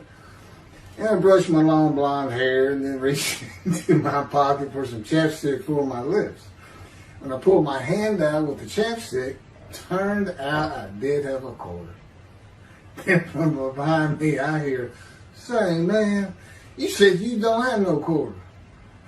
To which I replied, turning around, "I don't have a quarter for you." The next part is kind of hazy. But I do know I grabbed him by the front of his shirt and threw him down the bleachers onto the students sitting below me. That is when the principal yelled my name and told me to go to his office. The next day, the guy and his friends were waiting on me when I got to school, and we fought across the street. The principal had told me not to get into any more fights, and this is the fight I got suspended for. I remember being in, after my suspension, being in the men's room smoking a cigarette in a stall, and a group of African Americans came in, and they were talking about the fight. What I remember was hearing, "That white boy went Muhammad Ali on him." My favorite fighter. I even saw the Ali Foreman fight in Kinshasa, Zaire, live in Amsterdam in 1974. And some of my best friends in high school were African Americans, mostly on the track team where we could get to know one another. I still had run-ins with the general population of the African Americans, who everyone just called blacks back then. I never used the N-word and thought they would help themselves a lot if they'd stop using it. Mostly I think they were angry at being bussed in from neighborhoods far away. In fairness to them, white kids did not seem to like me much either. So, yeah, I looked young even for my young age, and with my long hair, about 6 to 8 inches past my collar, I looked kind of girlish, and many people said that to me. One day a friend of mine told me what it was to him. You never smile and seem to be very angry. Like if someone looks at you crossways, you're going to come after them, daring them to say something, like you want to fight. My next suspension for fighting began in middle shop, and it was all my fault. There's not a big deal to that.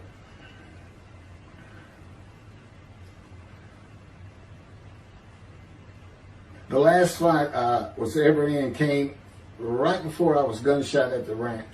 The accident really changed me and the way I looked at life. I never got in another fight after I got shot. It took some of the fire out of me. My longtime friend from junior high school and I were at Memorial Park at night and walked down a train track that ran through the woods, away from the streets and recreation areas. We went to the center of the long railroad trestle bridge that ran over a bayou to wait for a train to round the corner from either direction on a single track. When a train would round the corner, we had to run and jump off the trestle after clearing the bayou. We were drinking beer. As we were sitting, we started talking about the price of gas that was 44 cents a gallon in 1975. Anyway, the trains weren't running. We got up to leave, and as we're walking down the steps, he said something about my father and about how to find oil and gas. And I turned around and just hit him with everything I had, with my right arm. And I realized, what a stupid thing to do. I called him the Big Sweet. He's huge Norwegian. His hair was white and long and longer than mine. His hand was the size.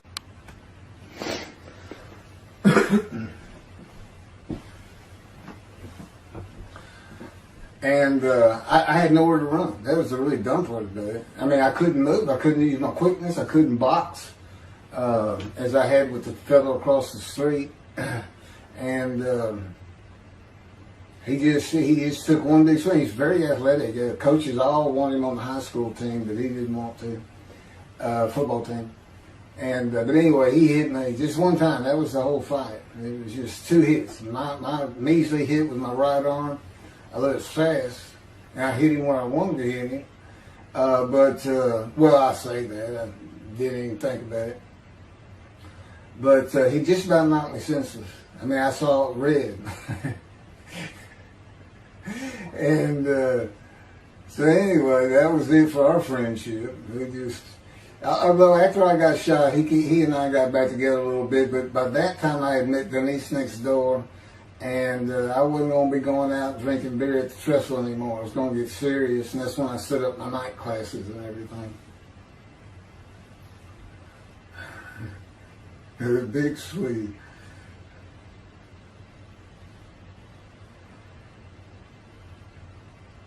After the gunshot, I stopped seeing old friends, including Antonio and the big Swede, and spent all my time with Denise from next door. I knew I wanted to be someone who succeeded in life. My dad always told me when he was angry with me that with my smart mouth, I was never going to be anything but a ditch digger or a lawyer. While he said lawyer in a derogatory way, he got me to thinking I'd like to be a trial lawyer. I had to get into college first, and the only school I wanted to go to was Texas A&M University. Anyone who had ever known me would tell you that I was not even close enough to being smart enough to go to any college, much less Texas A&M. I would tell you I had never applied myself to the task of learning. Texas A&M denied my application. I called them and pleaded and argued, and finally admissions said that if I came for the summer semester of 4 classes and maintained a B average with no fails, they'd let me in. I did it, barely. I almost failed calculus and got a D. Just a quick thing on Texas A&M, because it relates to World War II, which always makes me think of the Holocaust, and how many Aggies were involved in that. Texas A&M enrollment began on October 2nd, 1876, and admission was limited to white males, and all students were required to participate in the Corps Cadets and receive military training. Many Aggies served in the military during World War II, with the college producing 20,229 combat troops. Of those, 14,123 Aggies served as officers, more than any other school, and more than the combined total of the United States Naval Academy and the United States Military Academy. During the war, 29 A&M graduates reached the rank of general. Texas A&M is more than a great university. It's the home of the Aggie family with a long history of spirit and tradition. And I'm going to pass through all that. You can read. I got all this from Wikipedia.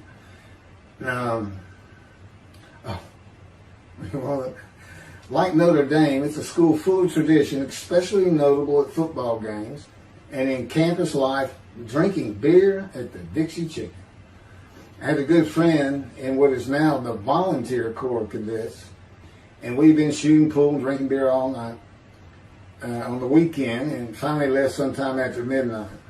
I walked my friend back to the quad, Corps Cadet Quad, a large open area where people could gather, surrounded on 4 sides by dorms for cadets only. And I dropped him off at his room. Before he shut the door, he looked at me, and not for the first time, said, "Want to race?" He's fast. We raced many times. I said, yeah. Of course, we were pretty much, we've had a lot of beer.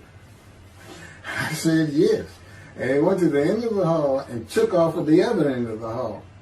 He was fast, but I was pulling away with just a few yards to go and hit the wall before I could stop and busted my chin open. Blood's pouring out everywhere. People opening doors. Look, that's what the little guy did to the taller guy. I also sprained my ankle. These are my injuries at Texas A&M. I also sprained an ankle so severely playing basketball with football players that I was in a cast for 6 weeks. Those were my only injuries in the 3 years at A&M. It was the gunshot that changed me and everything in my life. I married Denise when I graduated from A&M in '79, just 3 years after graduating high school. I went through in 3 straight years because I had those hours from the first summer. I just went ahead and went the next summer too. And I got out, and the average for most A&M students is 5 years. But I went through in 3.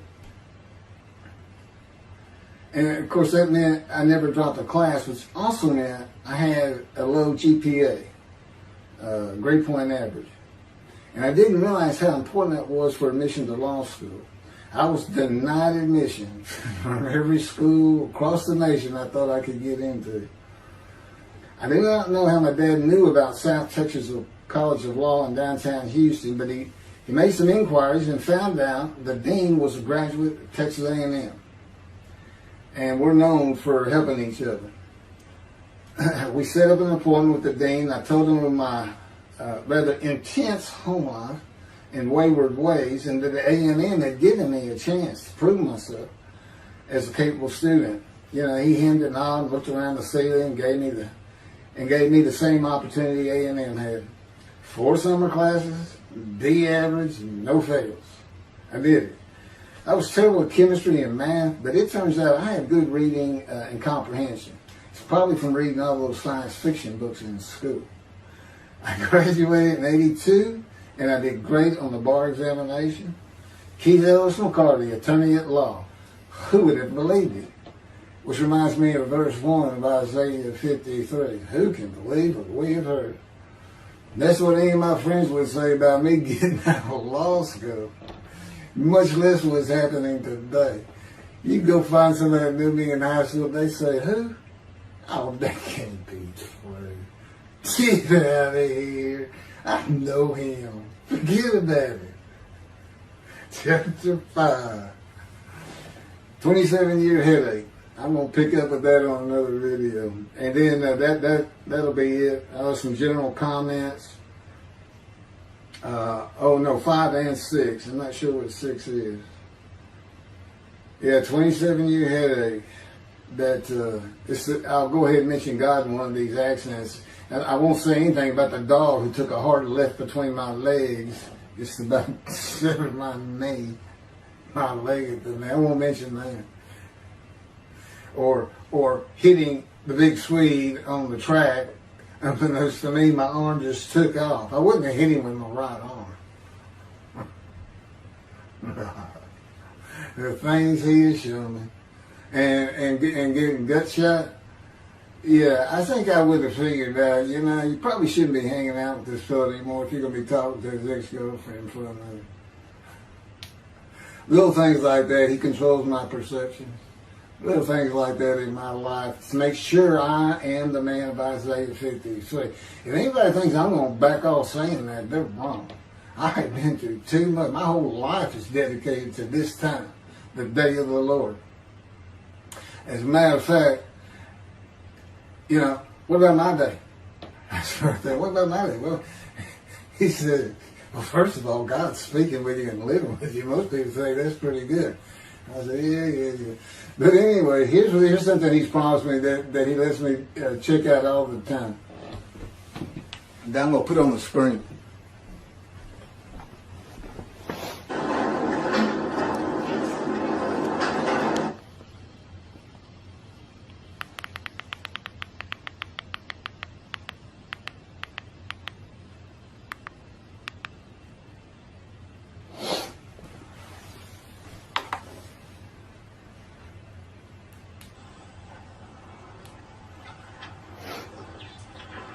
The Radiant GP Cycles, Shorties, Slip-Ons, Cold Startup.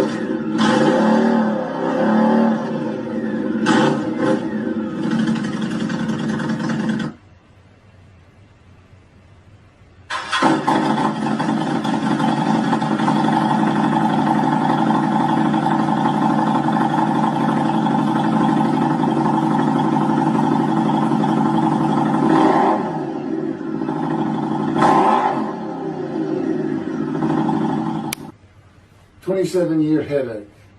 Chapter 5 of the life of God's righteous servant of Isaiah 53. The same year I graduated from law school in 1982, my son Justin was born. In 1985, my daughter Brooke was born.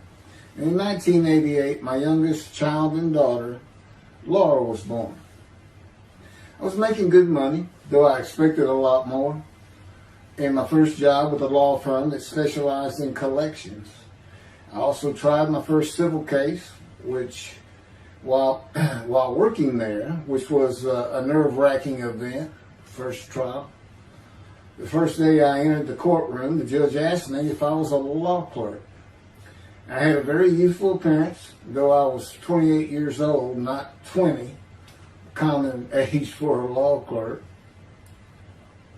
My youthful appearance in junior high school and high school with my long, wavy blonde hair, I usually kept in a ponytail, had way too many people tell me I looked like a girl. It is interesting though, at least to me, not one person in my entire life has ever said anything about my disfigured arm.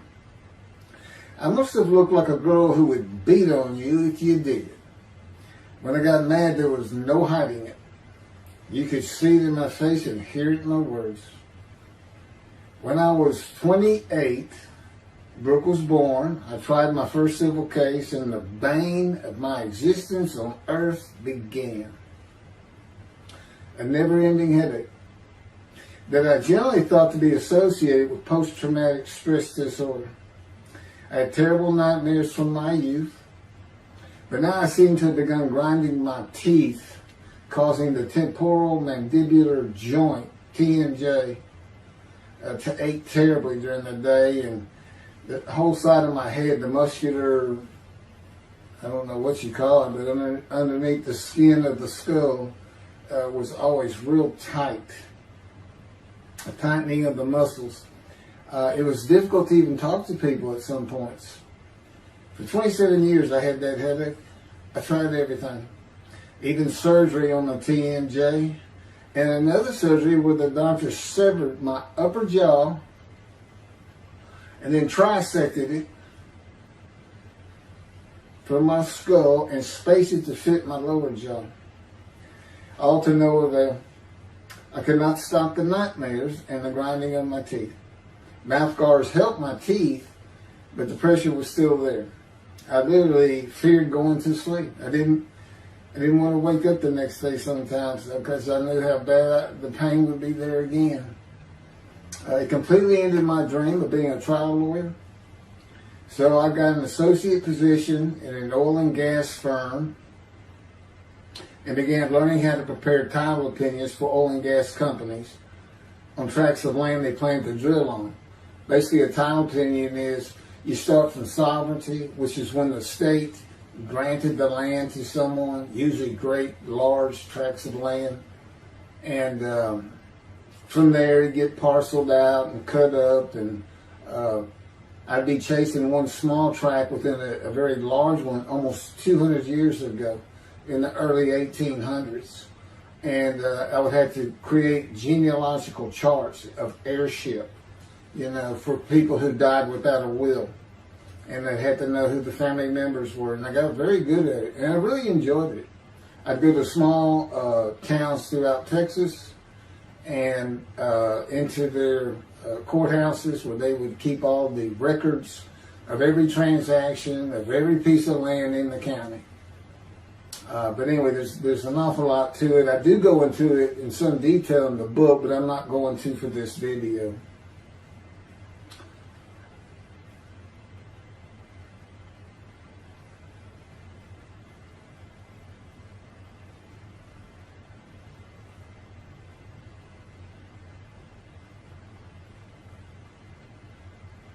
Eventually, I had my own firm. It's just me. In my own office, and I was doing very well, though billing hours for title work is generally lower than other areas of the law, by the hour.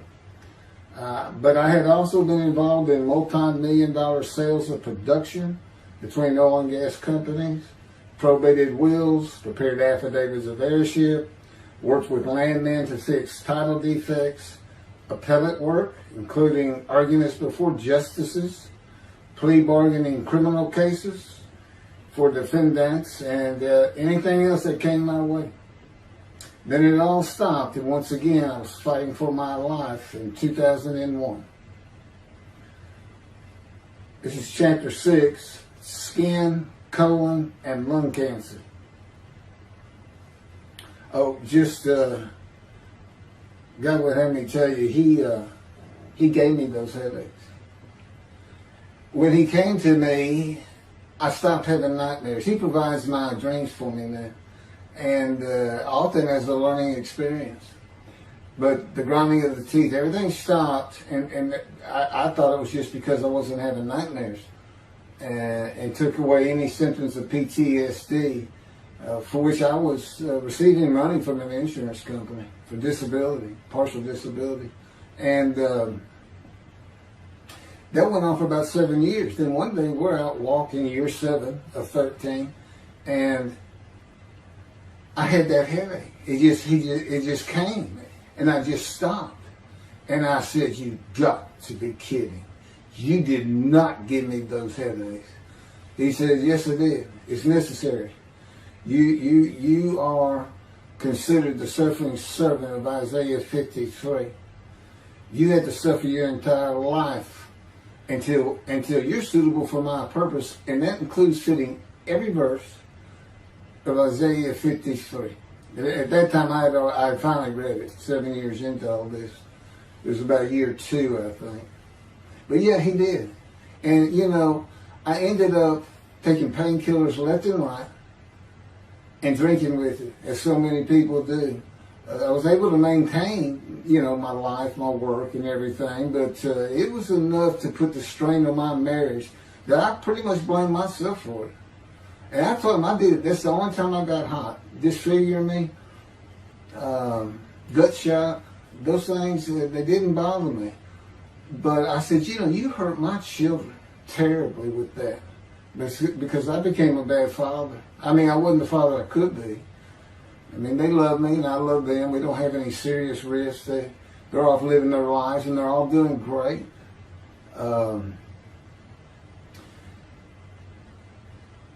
But if they consider themselves anything, they're Christians. And although I don't think any of them are overtly religious, or that they're in church every Sunday or anything like that, but when I started going to the conservative synagogue here in town, and I told them I was converting to be Jewish, they're pretty much just that. Just saying I would be a Jew, I guess. I'm not sure that I didn't believe in Jesus. It was probably more of it, God says. But really haven't talked to them much at all in 7 or 8 years. But anyway, so God gave me the headaches, just to make sure.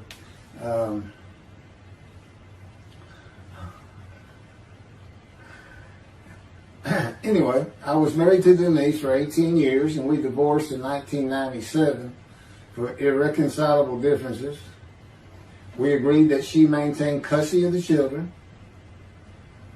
The first to leave was Justin, and he came and lived with me. Then Brooke started getting in trouble, who is, as tough as she is beautiful. Her mom's very difficult to get along with. Justin was a lot like me at his age, and trouble followed him everywhere he went. Like me, he was hard to talk to, and like me, his getting out of high school was a coin flip.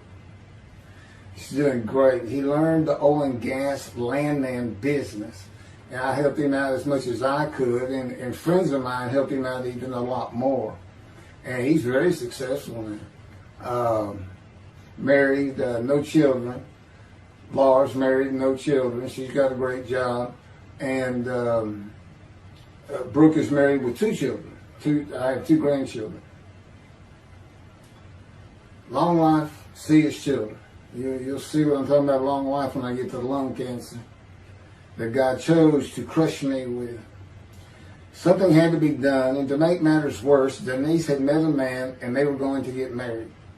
But he didn't want Brooke to be part of their new family, or Justin for that matter. He wasn't going to go stay with them anyway. Now, I had 2 of the children and she had 1, but all still in her custody according to the divorce decree. So anyway, I stopped paying child support on those 2, but had not gotten around to the proper revision of the divorce decree when I took Justin and Brooke with me to live on the Big Island, Hawaii. Laura came with us to visit for a month. This oversight on my part resulted in Denise and now her 3rd husband filing papers in divorce court for past child support for all 3 children, for the time I had begun paying her 1/3 of the original amount. I represented myself. I had 1 contempt of court and was locked up for a day, but I never had to pay that money. By verbal agreement, I sent Laura back exactly 1 month later. I could not leave her out, and I wanted her to see where her brother and sister would be living. They were all so close and protective of each other, and still are to this day. And she was so sad. One of the hardest and emotionally painful things I have ever done was put her on the plane back to Houston. I can't think of anything else. The backdrop to moving to Hawaii was my firm was in dire need of new work. But the oil and gas industry was down. It's always up and down. And my clients were not drilling.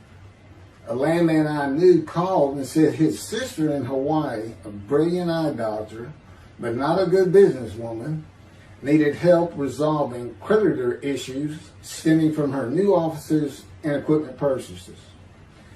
I told him it was a good time for me, as things were slow, and who's going to turn down a free expense trip to the Big Island, Hawaii?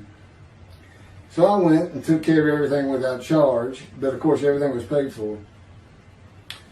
When I came back to live in Hawaii at the urging of the doctor that I had helped, who did not like the look of an abrasion on my chest, and it had been there for years, I was examined by a friend of hers, and it was cancer. I don't remember what the doctor called it. He removed it in surgery with a 6-inch diameter circular cut, and it was not malignant. I could practice in just about any area of the law, and all I had to do was pass the Hawaii bar exam, one of the toughest in the nation. While studying for the bar, my body, all at once, in a moment, told me something bad was wrong with me. I had been running, swimming, and riding my bike everywhere I went, letting Justin have the car, and had been feeling good and strong. In a moment's time, I was weak and sick while grocery shopping, and there was a pain in my belly and my abdomen. I did not know it, but a large tumor in my colon had burst through my colon, and I was bleeding internally. I did not go to a doctor, which I guess is my nature. That, and I did not have medical insurance. Anyone asking anyone for help unless things were at a critical stage, such as a bullet wound, was something I couldn't do. There's all kinds of personality disorders. I thought surely it would pass, and decided to just give it time and bear up to the abdominal and belly pain. I continued studying and took the Hawaii bar on Oahu in Honolulu in the summer of 2001. I had lived in pain for so many years from my headache, and passing the bar was so important. I just kept going day by day. Pain was getting worse, and but I kept exercising. It's the only time I didn't focus on the pain. I had always been a fast healer, and I thought in any day it would just go away. I finally could no longer take it. Brooke, it turns out, was in Houston visiting with her mom, and I left Justin at our little, we call it the little green shack. There wasn't much to it. We weren't there very often, really, except to sleep. And went to Houston to find a doctor for diagnosis, staying at my parents' townhome, which is where I'm at now. I had allowed my major medical insurance to lapse using premiums for child support when things had gotten lean.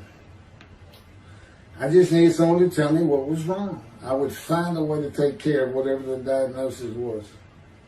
Early September, I was close to dying, lying on the floor of a dingy apartment of a friend who traveled for work. I could no longer get up to even try and get medical help. And I had not told anyone how bad it had become. Then the planes hit New York. Seeing how grief-stricken so many relatives were on the news, I began to think for the first time how awful my children would feel when they found out how and where I died all alone. So I asked my father, again, it's hard for me to ask people for things, for the money to pay for a colon examination that had been suggested by a doctor at one of those clinics you find in a strip mall, the only places I could afford. The doctor who performed the colonoscopy finally found what was making me so ill and unable to eat. A malignant tumor 6 to 8 inches long that had burst through my colon, and I was bleeding internally. You know, I come out of anesthesia, partial anesthesia, and he's holding this picture, and there's this great big purple blob, and he says, I couldn't get the scope past this. It's not a good way to wake up. To say it crushed me in my life is an understatement. The pain, the weight loss, inability to eat, all I could do was drink calorie drinks. Began about 4 months before the colon examination. That was 4 months of sheer pain. But as it turns out, I did pass the Hawaii bar exam. It was now early October 2001. The doctor told me, look, you don't have insurance. Go to Bentop Hospital. That's the hospital I went to when I got gunshot. I prefer gut shot. It sounds better. Yes, man. And he gave me the pictures from the procedure showing what he could not get the scope past. Just shaking his head and saying, you should have come in much earlier. So I went to Bentop thinking I was here in 75 on October 5, dying. But I did survive, and here I am again on the first week of October 2001. I showed the pictures to the admitting nurse. Instead of them sending me to the waiting room, she just looked at me and she said, this is a public hospital. I mean, you can wait all day long to have a cold check. She looked at me and said, why did you wait so long? And how are you still alive? And I told her, I have no idea. She did not send me to the waiting room, but had an orderly take me immediately to a room. There they hooked me up to a morphine machine where I could hit a button at a time interval I can no longer remember and receive a small dose. I do know I never missed one. I was very depressed, and my parents who waited in that line for admittance with me looked so sad and depressed. It was not one of my better days, though I finally had some pain relief. Day after day, I lay there waiting for the next test they would run. It was during this time I received notification that Denise had filed papers in the divorce court to recover monies for the time I was taking care of 2 of the children. It's also when I received notification from Hawaii that I had passed the bar exam. So, Ben Taub Hospital, what a lifesaver. I mean, young surgeons in like Baylor University, medical schools, it's a prime position to get your hands on if you're going to be a surgeon, because you're in surgery all day long and all night long. As long as you can stand up, they're bringing people in. It's just a real hot spot in Houston, and a great hospital. But it's not a place you want to stay. You really don't. My doctor would come in and be out so fast, I never knew what was going on. He did tell you my previous surgery to my abdomen, where they opened me up from stem to stern, complicated removal of the tumor. On October 25, my son's birthday, who was now stuck in Hawaii, they cut me open again and removed the tumor. It was about a week or so later, I was released with a schedule for chemotherapy. I returned to the dingy apartment all alone. I just stared at the television for weeks. I did, and chemo, so depressing for those who had to go into it. A small room with big chairs for about 20 people who all looked like death, including me. Everyone with an assortment of bags of chemo dripping into our arms for hours. It took about 8 hours before I really got sick from it. And I had to park a long way to avoid paying for parking and drive a long way to the apartment. It was a very gloomy fall and winter. When I completed my chemo of once a week for 6 or 9 months, more tests were scheduled. I do not remember how many months the chemo lasted. I do remember I did not finish, missing the last 3 sessions. At the end, I could not get out of the door without bursting into tears and just not go. It just wore me down to nothing. On the right side, it was my goal. I had my own apartment called The Loft. It was brand new and very nice on a bayou close to downtown Houston with a running trail alongside it and lots of woods near Memorial Park, where I had been running a 3-mile circuit since high school. I returned to Ben Taub for follow-up tests, including x-rays of my chest, and the colon cancer had not returned then and to this day. The chest x-rays were another matter entirely. The doctor told me he had bad news and showed me the x-rays telling me the white spots I was seeing was cancer. They were everywhere. Lungs full of cancer, he said, at a stage I could not be treated with any success. My dad was with me, and I asked the doctor, well, what does that mean? And when he said you need to prepare for death, the look on my father's face was so sad and hurt at the same time I'll never forget. And we've been through some tough things in this house. Every house we've been in. It didn't affect me one bit. I did not feel anything. I was too beat down from the chemotherapy to care, I guess. God tells me I had a lot to do with that. And in fact, no matter what they said, I didn't think I was going to die. But I didn't know that. I just wasn't having that conscious thought. And God says he had a lot to do with that. And of course, he hadn't spoken to me yet. I have never seen a doctor for cancer or any other ailment since that day. I had to get Justin home was all I thought about. But I needed money. I found an old client that needed a title opinion for a drill site well. I struggled through that and got my boy back to Houston. And it was tough. I was so weak. And it had been so long since I really had done any title work. And just going to pick the work up and visiting with the client was a major to-do for me. But we got there and I got Justin home and he went to live with some childhood friends. This was now 2002 and going into 2003. I just walked all over the running trails in the 3-mile loop at Memorial Park and in the woods day after day. I didn't think about dying, but I did I did not think about restarting my law practice either. I watched a lot of television and played video games. I watched the Tour de France for the first time and got inspiration from Lance Armstrong. I was still alive though, and the funny thing was my lungs never bothered me. I was never sick. It's because God had already removed it. After I got the news I was dying of lung cancer, He took them from me. That's what He tells me. And I don't have any symptoms. Well, as you'll see right here, in 2005, I picked up some title work here and there and made an office out of my loft. I bought my first motorcycle, soft-tailed lowrider Harley Davidson. First time in many years I was happy. I love riding that bike. In 2006, I did some landman work for standard day wages and began dieting and running.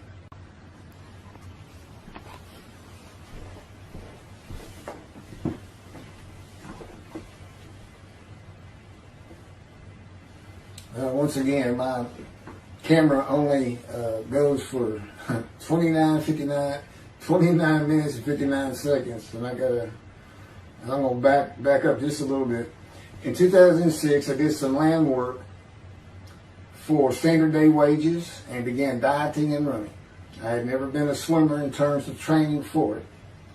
I love the water and swimming, but I never trained with laps of different paces and various distances. Mostly because I was so slow, because of my right arm. I was reaching an age, though, where endurance in my running was more important than speed. And so endurance swimming was too. In Hawaii, I had seen the athletes come to Kailua Kona, where we lived and where the Ironman triathlon begins and ends. Matter of fact, my little green shack was just right on the route to where they start. That was a fun week. And it was amazing watching the athletes train and prepare for the race. I would think to myself, a human being, the human body cannot do what they are doing. Yet they were and they did. It's just amazing. I decided to learn how to swim more efficiently and how to train for distance and endurance. Get a regular and triathlon bike and enter some triathlons. I was still alive and finally a direction and purpose in my life. Training every day for long periods of time. It really helped with my headache and I slept better. In 2007, I signed up for the March 30, 2008 Lone Star Half Iron Triathlon in Galveston, Texas, and the October 5, 2008 Longhorn Ironman 70.3 in Austin, Texas. You cover 70.3 miles, and you got to do it under 8 hours. And I did real well in the first one. As far as my time, it's 7 hours and a little bit, but I barely made it without disqualification in the one in Austin. And it was primarily because of the hills. It's this very hilly area in central Texas, I guess. But I did make it, and swore I'd never do another one. But I did it after the first one too. It's tough. My insurance was still paying for my inability to work, primarily based on the headache and a diagnosis of PTSD. So I was not working, and I got real serious in training to swim the 1.2 miles in the ocean, and that would be in Galveston and in a lake in Austin, 56 miles on the bike, and a half marathon, 13.1 mile run. That's what I was able to do with a diagnosis in 2001 of lung cancer that could not even be treated, stage 4. And that's just about impossible. It would take a miracle of God for that to happen, because generally you're going to die within 1 year. They say if you get lucky with good medical treatment, you might make 5 years. But 1 year is the standard, if you can make it that long. That's my proof that I offered myself to guilt for God. Because you can't, it's not something provable. All you can do is show the result of that offer. And again, guilt's an emotion. I got way too many videos and everything to get too detailed on it. But that is the proof. You know, I got the colon cancer 20 years ago when the planes hit New York. And it was Oh, that was 2009, right. Too many things go through my mind when I start thinking about those cancer years. But God, He removed it. He had something for me to do, but that's verse 10. God chose to crush him with disease. And as I've mentioned, the reason he chose that is to show that I was blemished, defective, could not possibly be an offer for sacrifice, because he knew what the Gentiles were going to do. They were going to put an unblemished lamb in there and call the Jewish people's Bible their own, and use the laws of Leviticus, not unlike Mr. Tovia Singer and his 6 million blemished ram sacrificed by Hitler, the righteous servant of God. That's how that seems to read. He's welcome to, respond any way he wants to do that, but it's on the video, it's in the book, it's in quotes by him. It's from his midrash, from his site, and he said, share this with everybody. Everybody can take it and just share how great my knowledge is. Well, it's lacking in some areas. There's any question he's an intelligent man, but his reasoning capabilities, in my opinion, at least as to Isaiah 53, are severely wanting. I am that man. And God's going to give the Christians hell with it, and with me. Just like I just heard this for the first time on the video, when all of a sudden he had me say that Jesus announced he wasn't the man of Isaiah 53 on the cross, when he said, Father, Father, Father, why are you forsaking me? Because he was about to die.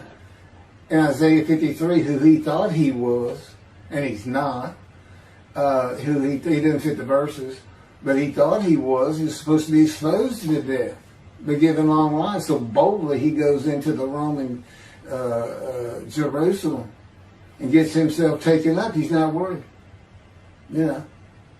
Delusional, yeah, maybe. But as far as I'm concerned, he's nothing but a story. He never existed. And the story starts with the Essenes of the Red Sea Scrolls and the teacher of righteousness. Real quick, I'll go over that. Here's the thing. Their founder is called the teacher of righteousness. Okay? They were great followers of Isaiah. They had the great scroll of Isaiah. They're prolific writers and copyists. They had their own gate at Jerusalem. The Essenes Gate. Now, the New Testament never mentions them. You got Pharisees, Sadducees, Essenes, but they never mention an Essene. And Jesus, quite frankly, would have been one of them, because they embody who he is. They didn't like riches, hated sinning. They didn't like material things. They removed themselves from Jerusalem, in the most part, to those caves by the Dead Sea for that very reason. But they did have a gate. They still had people who would be there. And you know what they would do at the gates? Tell stories. That's what you do. You tell stories. And it is a great story. Here's this guy. He's connected with God. Back then they believed men were gods. Caesar was a god. Over in Egypt, you had the same thing going on. It's a common thought that men could be gods. And this story just springs up.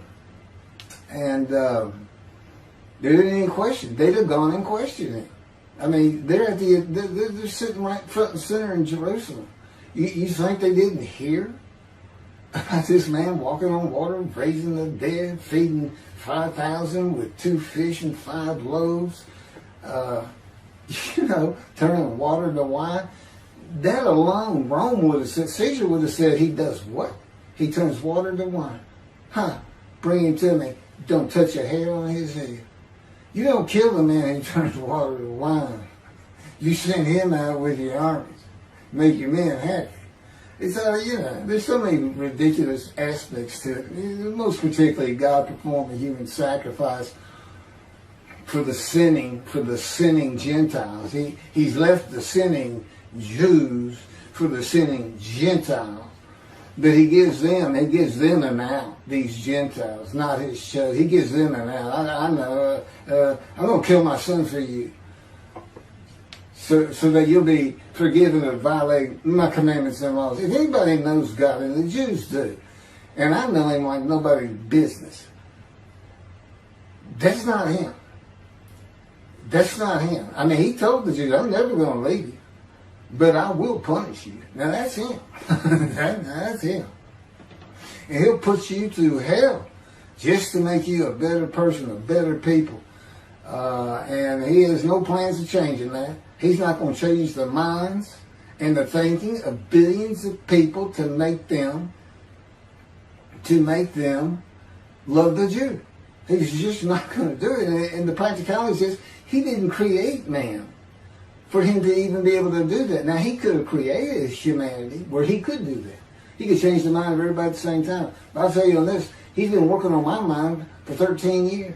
It is one brutal cop bump. It's a very one-on-one affair.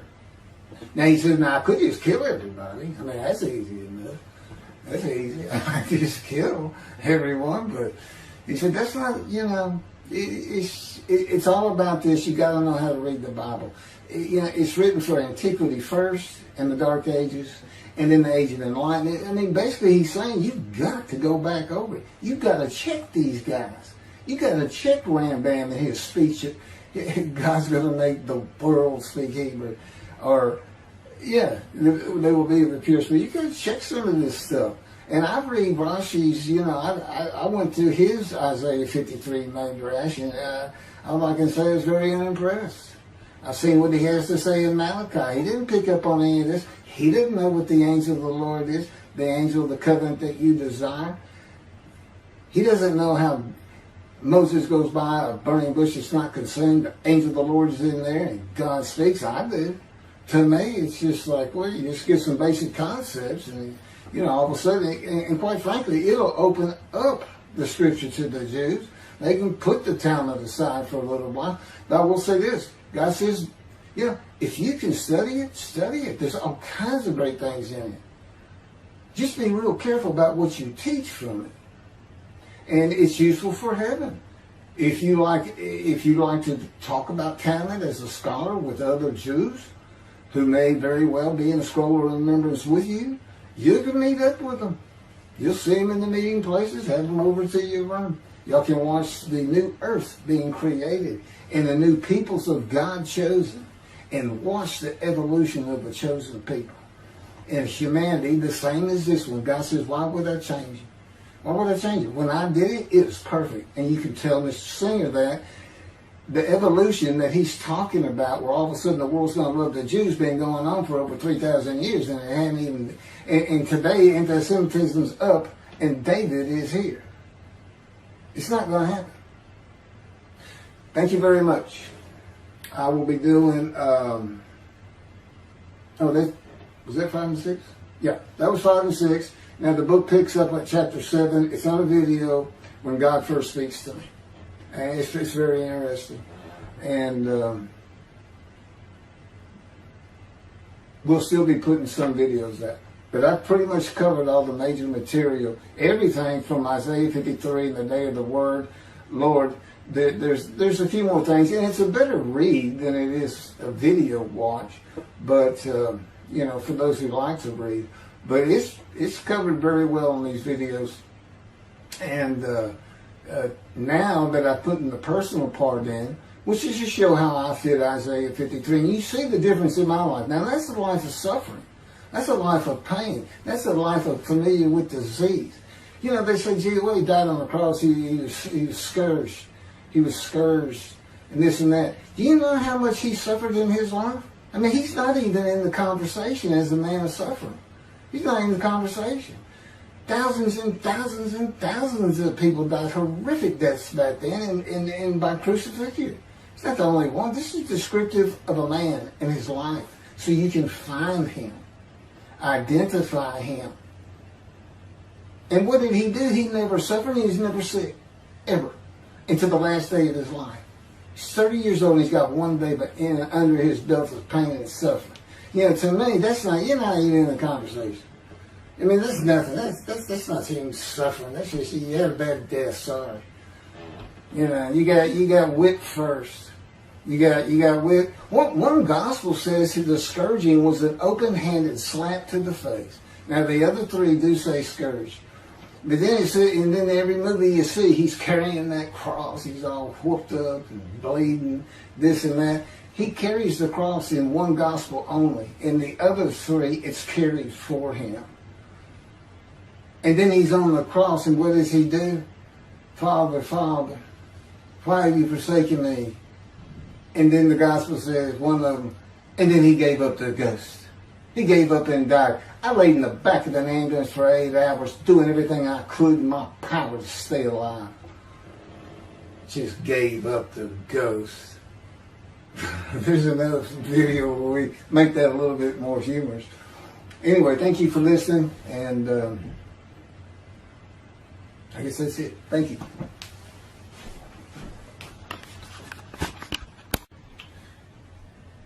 This is a video that leads into a brand new, very distinct, not heard from before, commentary on Isaiah 53, which begins actually in Isaiah 52. It's comprised of 7 videos I put together in the last month or so, and I'm just putting them all together with a lead-in video explaining these things and why it's so new, novel, and has such a different view of the scripture from that which Judaism teaches regarding a messianic era when David comes, the descendant of David. They often refer to him as King Moshiach. Moshiach means the anointed one. And you'll get the idea from the title of this video real quick. God speaks to an atheist. And it began like this. The doctors who gave me 1 month to live from lung cancer in 2002 that developed from my colon cancer metastasizing would have been surprised that I was still alive, to say the least. I had stopped thinking about the lung cancer years before. The white spots in the x-rays that filled my lungs, like the stars in the night, did not inhibit my breathing or slow me down in any way. At this point in time, I'm training for my first triathlon. And I didn't start small. I did a half Ironman. It's 1.2 miles swimming in an ocean, 55-mile bike ride, and half marathon, 13 miles.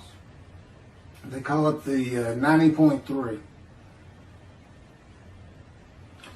One Saturday in the fall of 2007, I was cooking lunch in my small kitchen, post-divorce, and at the stove, when God said, from just a little behind me, as though somebody was speaking to me right here, and above my right shoulder, which is disfigured, wash your hands. I turned around to the sink, washed my hands, and turned back to the stove. Now understand, I've been an atheist for 50 years. I mean, I completely denied the existence of God. And then from right here, a small, quiet voice, like an account they had with Elijah at the cave, said, wash your hands. And I simply turned around, washed my hands, and went back to the stove. I didn't say a word to him. I didn't even keep thinking about it. I just did it. That was it. It was as though he had always been there. Just as to Adam. That's what I liken it to. And he dictated this to me. This is from my book, the book of my life that God dictated to me. It's called The Righteous Servant of God of Isaiah 53. No, the life of God's righteous servant of Isaiah 53. And he put it together. And he did it because he actually came to me, as Jeremiah would say, in the womb, but in my first year of life. And like Ezekiel, lit and entered me. So that part of chapter 11 of Isaiah happened well over 62 years ago. That's when that happened. That's when Moshiach was here. For all these rabbis and commentators who have been saying, he's here, no, he's here. Well, he's been here. I've been here a long time. I just wasn't prepared and hadn't even heard his voice yet. But what he did, you know, with Jeremiah, he made sure he was a priestly, godly man and guided his life. With me, it was to make sure I fit every single verse of Isaiah 53 as only I can explain it, what it's for, what it all means, and live a life of suffering familiar with disease. God chose to crush him with disease that he would offer himself for guilt and receive long life to see his children. That's my proof that it happened. They told me 20 years ago, we can't treat this lung cancer. It's too advanced. You're going to die. And you're going to die real soon. You need to prepare for it. And it did crush my life. I stopped working. I just kept waiting to die. And I didn't die now. I'm training at this point in 2007. I'm training for a triathlon. I finally said the heck with it all. And that's the proof. Crushed with disease, exposed to death. That's in verse 12. Exposed to death. And here I am. 20 years later, still going. Hadn't seen a doctor since. Never received any treatment, which is unheard of with lung cancer. And I had colon cancer before that, and I had skin cancer. I'm a man familiar with disease, that God chose to crush the disease. And these 7 videos put together as one, obviously I wouldn't ask or want, and I couldn't do it, to listen to them all at one time. But I know you can mark your spots and everything. But it was spread out in 7 different videos, and I thought, well, the next video I'll do, I'll have a preamble to it and explain. This is not fooling around. Once you learn my version, which comes from God, of when Moshiach comes, the day of the Lord, which is left out of the Messianic era. But if you ignore me, God says, as my role as Elijah, God says, when he does return to his temple suddenly, it's going to be with, and it's not there, it's going to be with utter destruction to the land. Okay, all this is explained, so I'm not going to keep going in detail and carry on with God first speaking to me, but it was as what Adam would have felt like. This is natural. I mean, to him, you know, having somebody speaking to him from above him, from up here, from within him, it's perfectly natural. And he wouldn't be falling down in reverence and I'm not worthy and all that. It would just be, this person's always talking to me and telling me what to do. The fact that he doesn't see him wouldn't probably enter into his mind. Just, you know, that's just the natural order of the world for Adam and me. Particularly today, 13 years later. Still in God's fire of refinement, preparing me. And now we have the books, they're unpublished. Jewish publisher, Christian publishers, I dare not even send it to them. Because how harsh I am on Jesus Christ, who said he was the man of Isaiah 53. And it's because of him I had to get crushed with cancer. That's what that's all about. God doesn't have to crush you to make you offer yourself for guilt. He just seized Ezekiel and put him through the fire of refinement, the anguish of it, and sent him off to be a prophet to the Assyrian, Babylonian exiles, of which he was one, actually. Ezekiel, the book of Ezekiel is the key to Isaiah 53. That's my backup. See, God, these videos, everything, the way where he put angel of his presence and Holy Spirit, that Judaism doesn't recognize. A host of the Lord's host. It's in the book of Joshua, one time. He did it so they wouldn't find it. He knew what this was going to be about. These are my proofs. This is what it's all about. He set it up for me to be this controversial.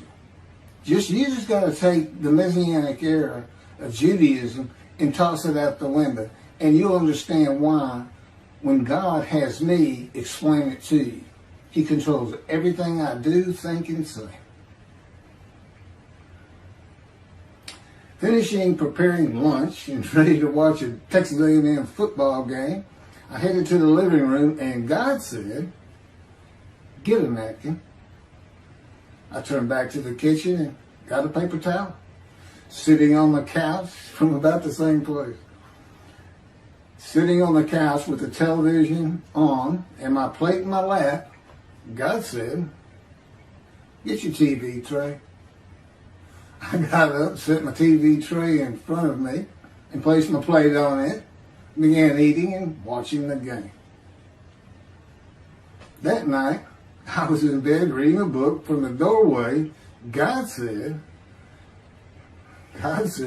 tomorrow we're going to Bed Bath & Beyond, the store, to buy a shower curtain, sheets, pillowcases, and shop in general for things that you need. I said, okay, and continued reading my book. That's God spoke to an atheist. That's how it started. We call it the early years now when we talk about it. It was so different from the way things are and all the same in the same breath. And I have since learned this. It was by his power upon my emotions and thoughts that his presence with me was though he had always been there. In other words, when you read in the Hebrew Bible, God calls somebody's name like little Samuel, and he says, here I am. Here I am. Now there's some accounts of people falling to the ground, but he can put a silent knowing to you. He can put knowledge within you, your mind, where you never hear a word from him.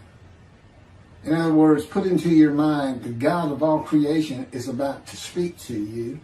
And he doesn't have to say, stay calm. He controls emotions. He told me, Keith, I created emotion. And there's nothing I can't do with yours. And believe me, it's been proven to me. I'm not going to get into all that.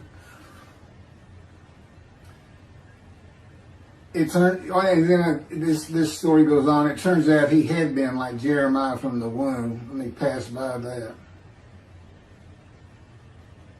I've never been affiliated with any church or synagogue. I've never had any teaching from yeshiva or seminary.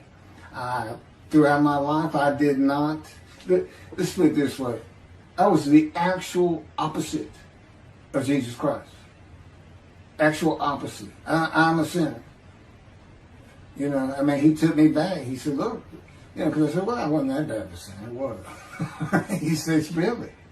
Here we go off in vision like the story of Scrooge and the Ghost of Christmas Past. I started getting smart with him. This is us talking friend to friend. I can talk to him like he's just a buddy sometimes. There is a line I know not to cross. I said, why would you call that a sin? Why is that a sin? He said, Keith, it's a sin. You lied. I said, yeah, but if I didn't lie, I was going to jail. He said, but that don't make it good. I said, well, which comes first? Going to saving yourself? Or lying? And so what? I didn't believe in you anyway. I wasn't worried about going to hell either. It's just, I didn't think about those things. He tells me, man, I didn't let you. That's why I was with you from the get-go. He wanted me to be fresh. No preordained, settled in thoughts and beliefs on anything. And of course, I grew up in Texas for the most part, so it would have been Christianity. I didn't associate with anybody who was religious. I didn't even know what the term Jesus freak meant. I didn't even know that Jesus died for my sins, supposedly, under their theology. And I didn't know that there was a problem between Judaism and Christianity. Jews and Christians. I didn't know that. I had plenty of Jewish friends. You know, I was in the late 60s, 70s, my formative, going into my teen years, and, you know, he treated everybody as an equal. I never thought about it. Including African Americans, who in my day, we just said blacks. I guess that doesn't go anymore. But had great friends of all kinds. My best friend, I didn't even know he was Jewish until I saw him on Facebook 40 years later. But anyway, Let me jump ahead. Okay, this is how God communicates with mankind. This is what the prophets are all about. It's not just Ezekiel, a spirit lit and entered into me. At that moment, God was speaking. And then he says, at that moment, a spirit entered into me, and then I could hear God's words.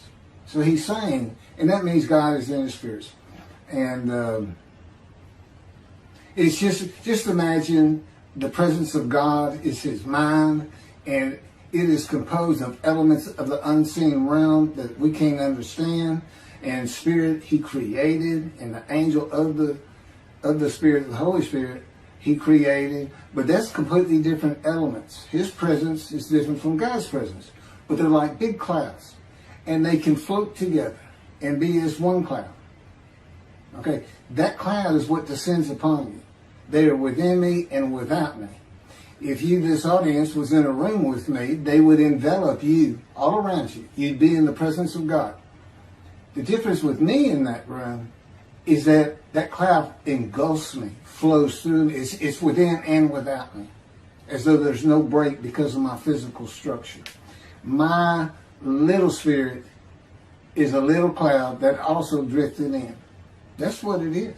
And it happened with all the prophets. If they spoke God's words, he was talking to them. He was telling them, write this down. Write this down. All these 20 books or so, of the books of the prophets. Ezekiel, write this down. You gotta set this up. Jeremiah, write this down. See, a time is coming. Well, that's the time in Malachi. It all comes together, and you'll find it in all these videos. So, and it doesn't just include Moses and the prophets. The man who wrestled with Jacob. Jacob says he wrestled with a man in divine beings. Well, you know, Judaism doesn't acknowledge the Holy Spirit's the person, which is beyond belief, because there's so many references that this is clearly a person, an angel of his presence. But it's just God going to a man saying, hey, wake up, I'm the God of this land. See this man over here sleeping? His name's Jacob. He's got his head on a rock. Go jump on him, start wrestling. Don't worry about it. I'm gonna orchestrate the whole thing. You'll be fine. And the guy would have said, here I am, let's go. That's how he does. That was in Judaism says the man in divine beings is an angel. No, he's not. That'd be like saying I'm an angel, and you wouldn't want to say that. Well, you wouldn't want to say it to me before he came to me, because that made me mad.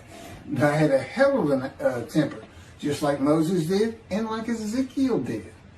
And God knows how to knock it out of you to where you smile and laugh a lot, because I never used to. Now, well, you got to read the book, and you'll get it. You'll get it. I just, just like a lot of people, I've been through too much, hurt too much, suffered too much to have any thought that there's anybody upstairs, who cares about me. It's just don't even mention his name around me. We're either gonna fight or I'm leaving for it, and you'll never see me again. Don't do that, because it just makes me angry. All that's gone, by the way. Lots of stories on that. Oh, and the Spirit speaks. He's got his own personality. He's angelic.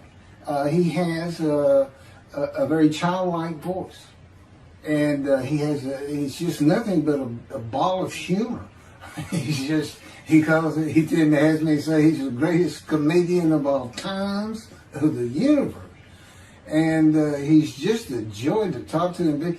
And he has the smarts of God, as he tells me. But I have instant communication with him. I have instant communication with God. It's like there's three persons in my mind. This one cloud is three clouds. It's two spirits in the elements of God's mind. And slow process of 13 years, and there's 13 years of, and this is from Isaiah 53, punishment, wounding, chastisement, maltreatment, crushing, bruising, and I'm telling you, he's relentless. It's in the stories, and I have a lot more once I get to Israel, and I have full confidence God's going to get it done. That's one thing I don't worry about. 13 years, a year and a half of trying to get books published, denied by everybody who even bothered to answer me, because it's just so different. And it can only go to Jewish publishers, and it's just like, well, this isn't the stuff we believe, and it sounds like he's saying it's him, and this and that. Well, I was. God said I made sure I didn't get them published. I wanted to do the videos first. You see, I'm not on the executive committee. I don't know what's going on 99% of the time. I don't know what I'm going to have for dinner. I no longer have self-will. I can't ask him for anything. And there's all kinds of reasons for that, such as, if one of my kids gets sick and he doesn't heal them up, cancer or something, am I going to be disappointed? Am I going to be hurt? The answer is no. He's trained me too well to even bother asking. If he's going to do it, he's going to do it. I know he has the knowledge, and he's right here with me. So, it's a long, detailed process. I know things from his perspective. It's just another reason the Messianic era is not going to happen. And it comes out in these films. But the Holy Spirit, the angel of his presence, we're friends. God says, I can't be friends with human beings. I said, well, we're friendly with each other. He said, yes, that's right. I said, I Googled this, and technically you are my friend. He said, well, I know, but I just don't acknowledge you. I said, why? He said, because I'm God. That's the way I am. I get to do whatever I want. Now, he's just messing with me. It's just like having a friend. Of course, it's a true statement. He can do whatever he wants. But he's pretty stately and regal. But, again, we live together. I've lived with him for 13 years now. And it's never going to end until I die. I wouldn't even know what to do. He said, if I let you, you're going to fall down dead. You're not supposed to be alive. I keep you alive. He said, I took that cancer from you, but I just put it back in if you do something that makes me want to leave. I said, well, what am I going to do? No self-will. To an extent, no self-thought. And I told him, I'm not even a human being anymore. He said, well, what are you? I said, I don't know. I'm man and divine beings, but I'm not human. I don't have self-will. That's what distinguishes the human being from the animal. He said, but I'm being the human for you. I'm providing your self-will. So you do, in a way, have it. So you're still a human being. I said, well, I'm dead. He said, why are you dead? I said, because it's like my brain's not connected to my spirit anymore. It's like you're sending all the information in. And that's about heaven. I haven't lived the existence in heaven as to my thoughts, because in heaven you won't have a mind. The heaven for the Jewish people only, I might add. You won't have a mind. God's got to provide it for you. He's got to be you for you as a completely new and different creature. But still you. It's a very amazing story on how that does. And I'm taught all these things and literally experience them, not only in the real, but in visions. I've had more visions than, if you count every single vision in the Hebrew Bible and the New Testament, I've had easily double that. And I'm a walking visual. God's communication, and this actually shows up in the story of Moses. He won't let me tell right now. But he puts images in your mind. Instead of saying a sentence, you get something in your mind, a picture. Anyway, I call it visuals. And you can be wide awake for those. And I can be in vision wide awake. Okay, so we finished our shopping. You get shower curtains and everything. And God said, let's go to the bookstore and get you a Tanakh. To which I replied, well, what's a Tanakh? I didn't Hebrew Bible, okay. Well, I know the Holy Bible, the New Testament and Old Testament. And on we go. I'm starting to learn for the first time. At Barnes & Noble's, we looked at all the Hebrew Bibles and purchased the Jewish Publication Society's Tanakh, the Holy Scriptures, which is a translation that began in 1956. It was published in 85. Men who spent 30 years on the Leningrad Codex, the oldest Hebrew Bible in existence. They started from scratch. I hear these rabbis and people saying, well, I know what these translations are, this and that, and this, and God says, just go where the JP is. They hit it right just about every single time. I've only found one thing that I don't understand how they missed it, but it's in 53. This is the 1985 edition. That's the best translation you can get out there. And I don't just hear God speak to me. His presence is heavy. And I'm also, it says he pinned Ezekiel's arms behind his back with his cords of power. And by his cords of power, Ezekiel could not leave his house.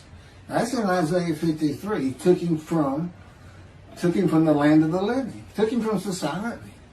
The man of Isaiah 53 lives, so he's taken from society, but that doesn't, from the land of the living, that doesn't mean he died. And there's no crucifixion in 53. So you start to see how Ezekiel is so important in this, and that's where you find out about the covenants of friendship that come with God in the day of the Lord when Moshiach comes. Again, you don't hear anything about it in this Messianic era. I'll tell you this. I think the Jewish people are going to like this better. I think throwing out all that rubbish Judaism has been teaching from back in antiquity, that's where they're stuck, and see what's really going to happen with God coming back, a man in divine beings, with the capabilities of Moses, Elijah, the descendant of David. All their attributes, are in me. I can be each and every one of them, and I can be all four of them at one time. And God can speak to me. So, it's going to be fun. And he wants his temple rebuilt. That's the purpose of Isaiah 53. It says, a purpose which might prosper of God. But he doesn't tell us what the purpose is. Well, we find it in Malachi 3. I'm sending my messenger before me to clear the way for me, and I shall return to my temple suddenly. But the covenant that comes with David says, I'm going to place my sanctuary amongst you. He already knows it's not going to be there. And then we have Elijah in Malachi 3. Well, he's got a purpose that might prosper. And if it doesn't, God comes with utter destruction to the land. And again, you don't hear it with the Messianic era.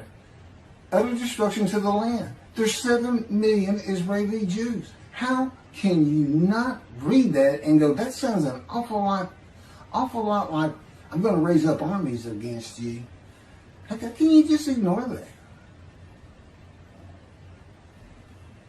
Well, anyway, we're getting it fixed up. And the purpose that might prosper, I never believed that. I think that just hooks the man of the righteous servant of God of 53.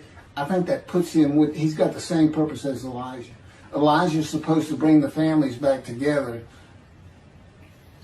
through the laws and teachings God gave Moses, or being mindful of them.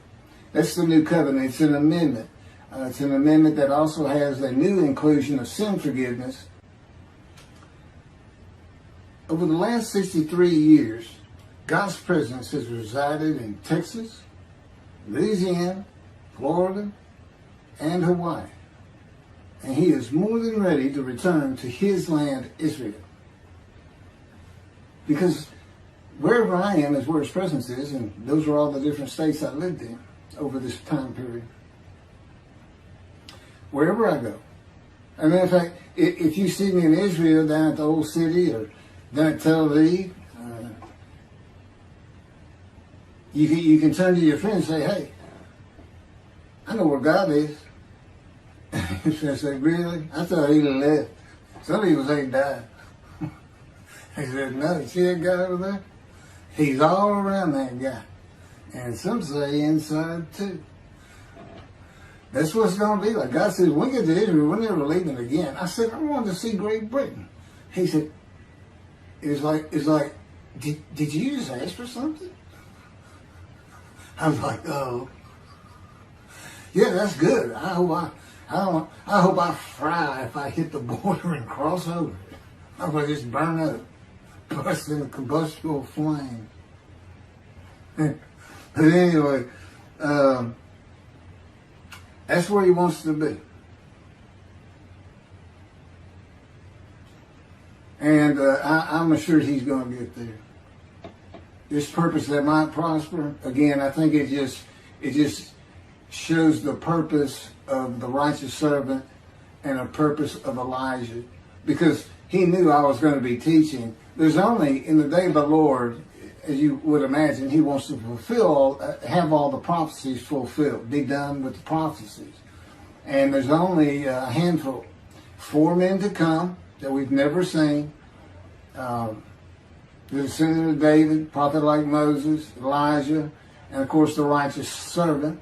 We only have one description. Even the sages knew you got to have a description of the descendant of David. It's Isaiah 53. They called him in the Babylonian Talmud the leper scholar.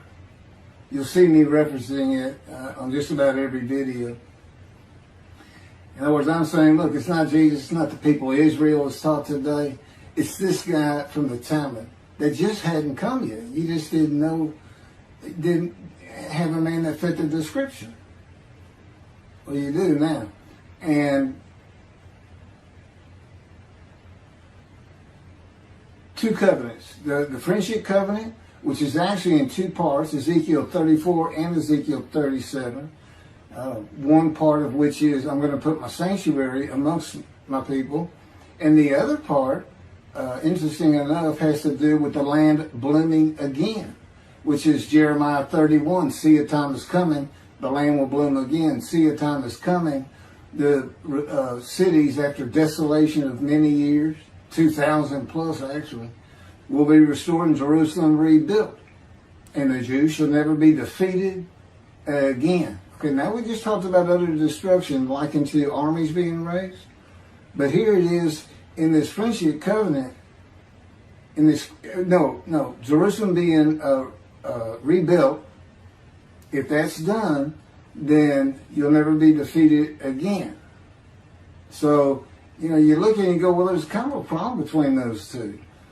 And what I think it means is he's going to get the temple built now that Jerusalem's been rebuilt and he's come. That this might prosper because, it kind of gets you. So what is the purpose of God might prosper? Who thought you could do everything? And he said, well, in a large part, my people got to listen to you. They got, especially the rabbis, they never listen to my prophets. They're all full of themselves. Think they know everything.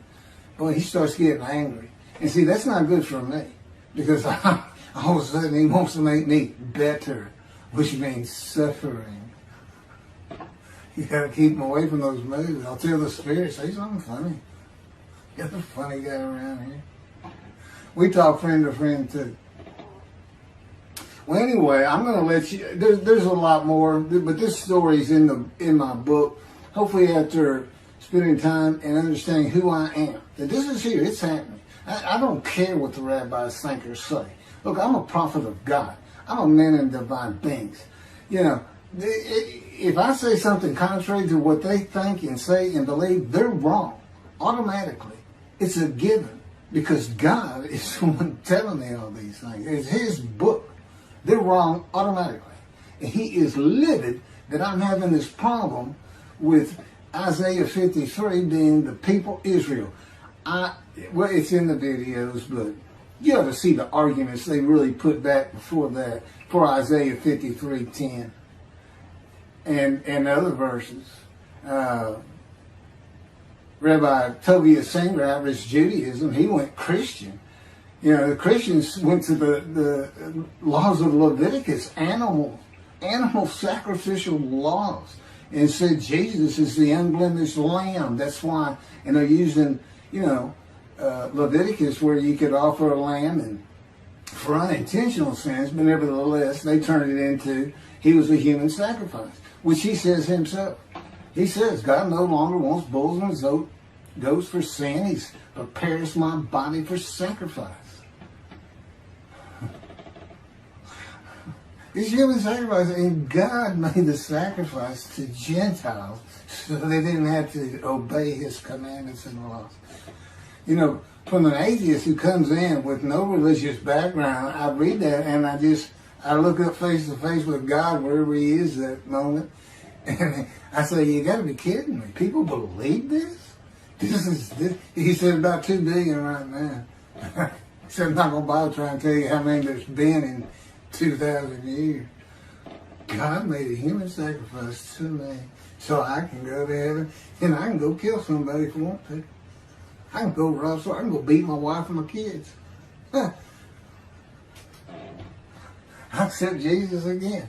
God was teaching me the New Testament, and this guy at one of these mega churches came up to me and says, you know, if you do accept Jesus Christ, you're not just forgiven of all sins that you have committed. You're forgiven of every sin you're going to do in the future. I said, really? He said, yes, really. He said, Jesus knows you're going to do it, and he already forgave you. I said, what? Okay. So, if you're a Christian, you can just sin all the time, because Jesus knew you were going to do it. I hadn't actually heard that taught, but that's the effect of it. Okay. Next year in Jerusalem. Enjoy the books. Don't try to listen to the videos. Don't try to watch them all at one time. But what I did is I put them together for you in the order they should be. And I just thought it'd be easier. And we're kind of coming to the end of our videotaping for a little while, it seems like. Again, I'm not on the executive committee with God and His Spirit. I never really know what we're going to do next. And the books are at keithmccarty.wordpress.com. You can find that on my YouTube channel. I guess that's about it.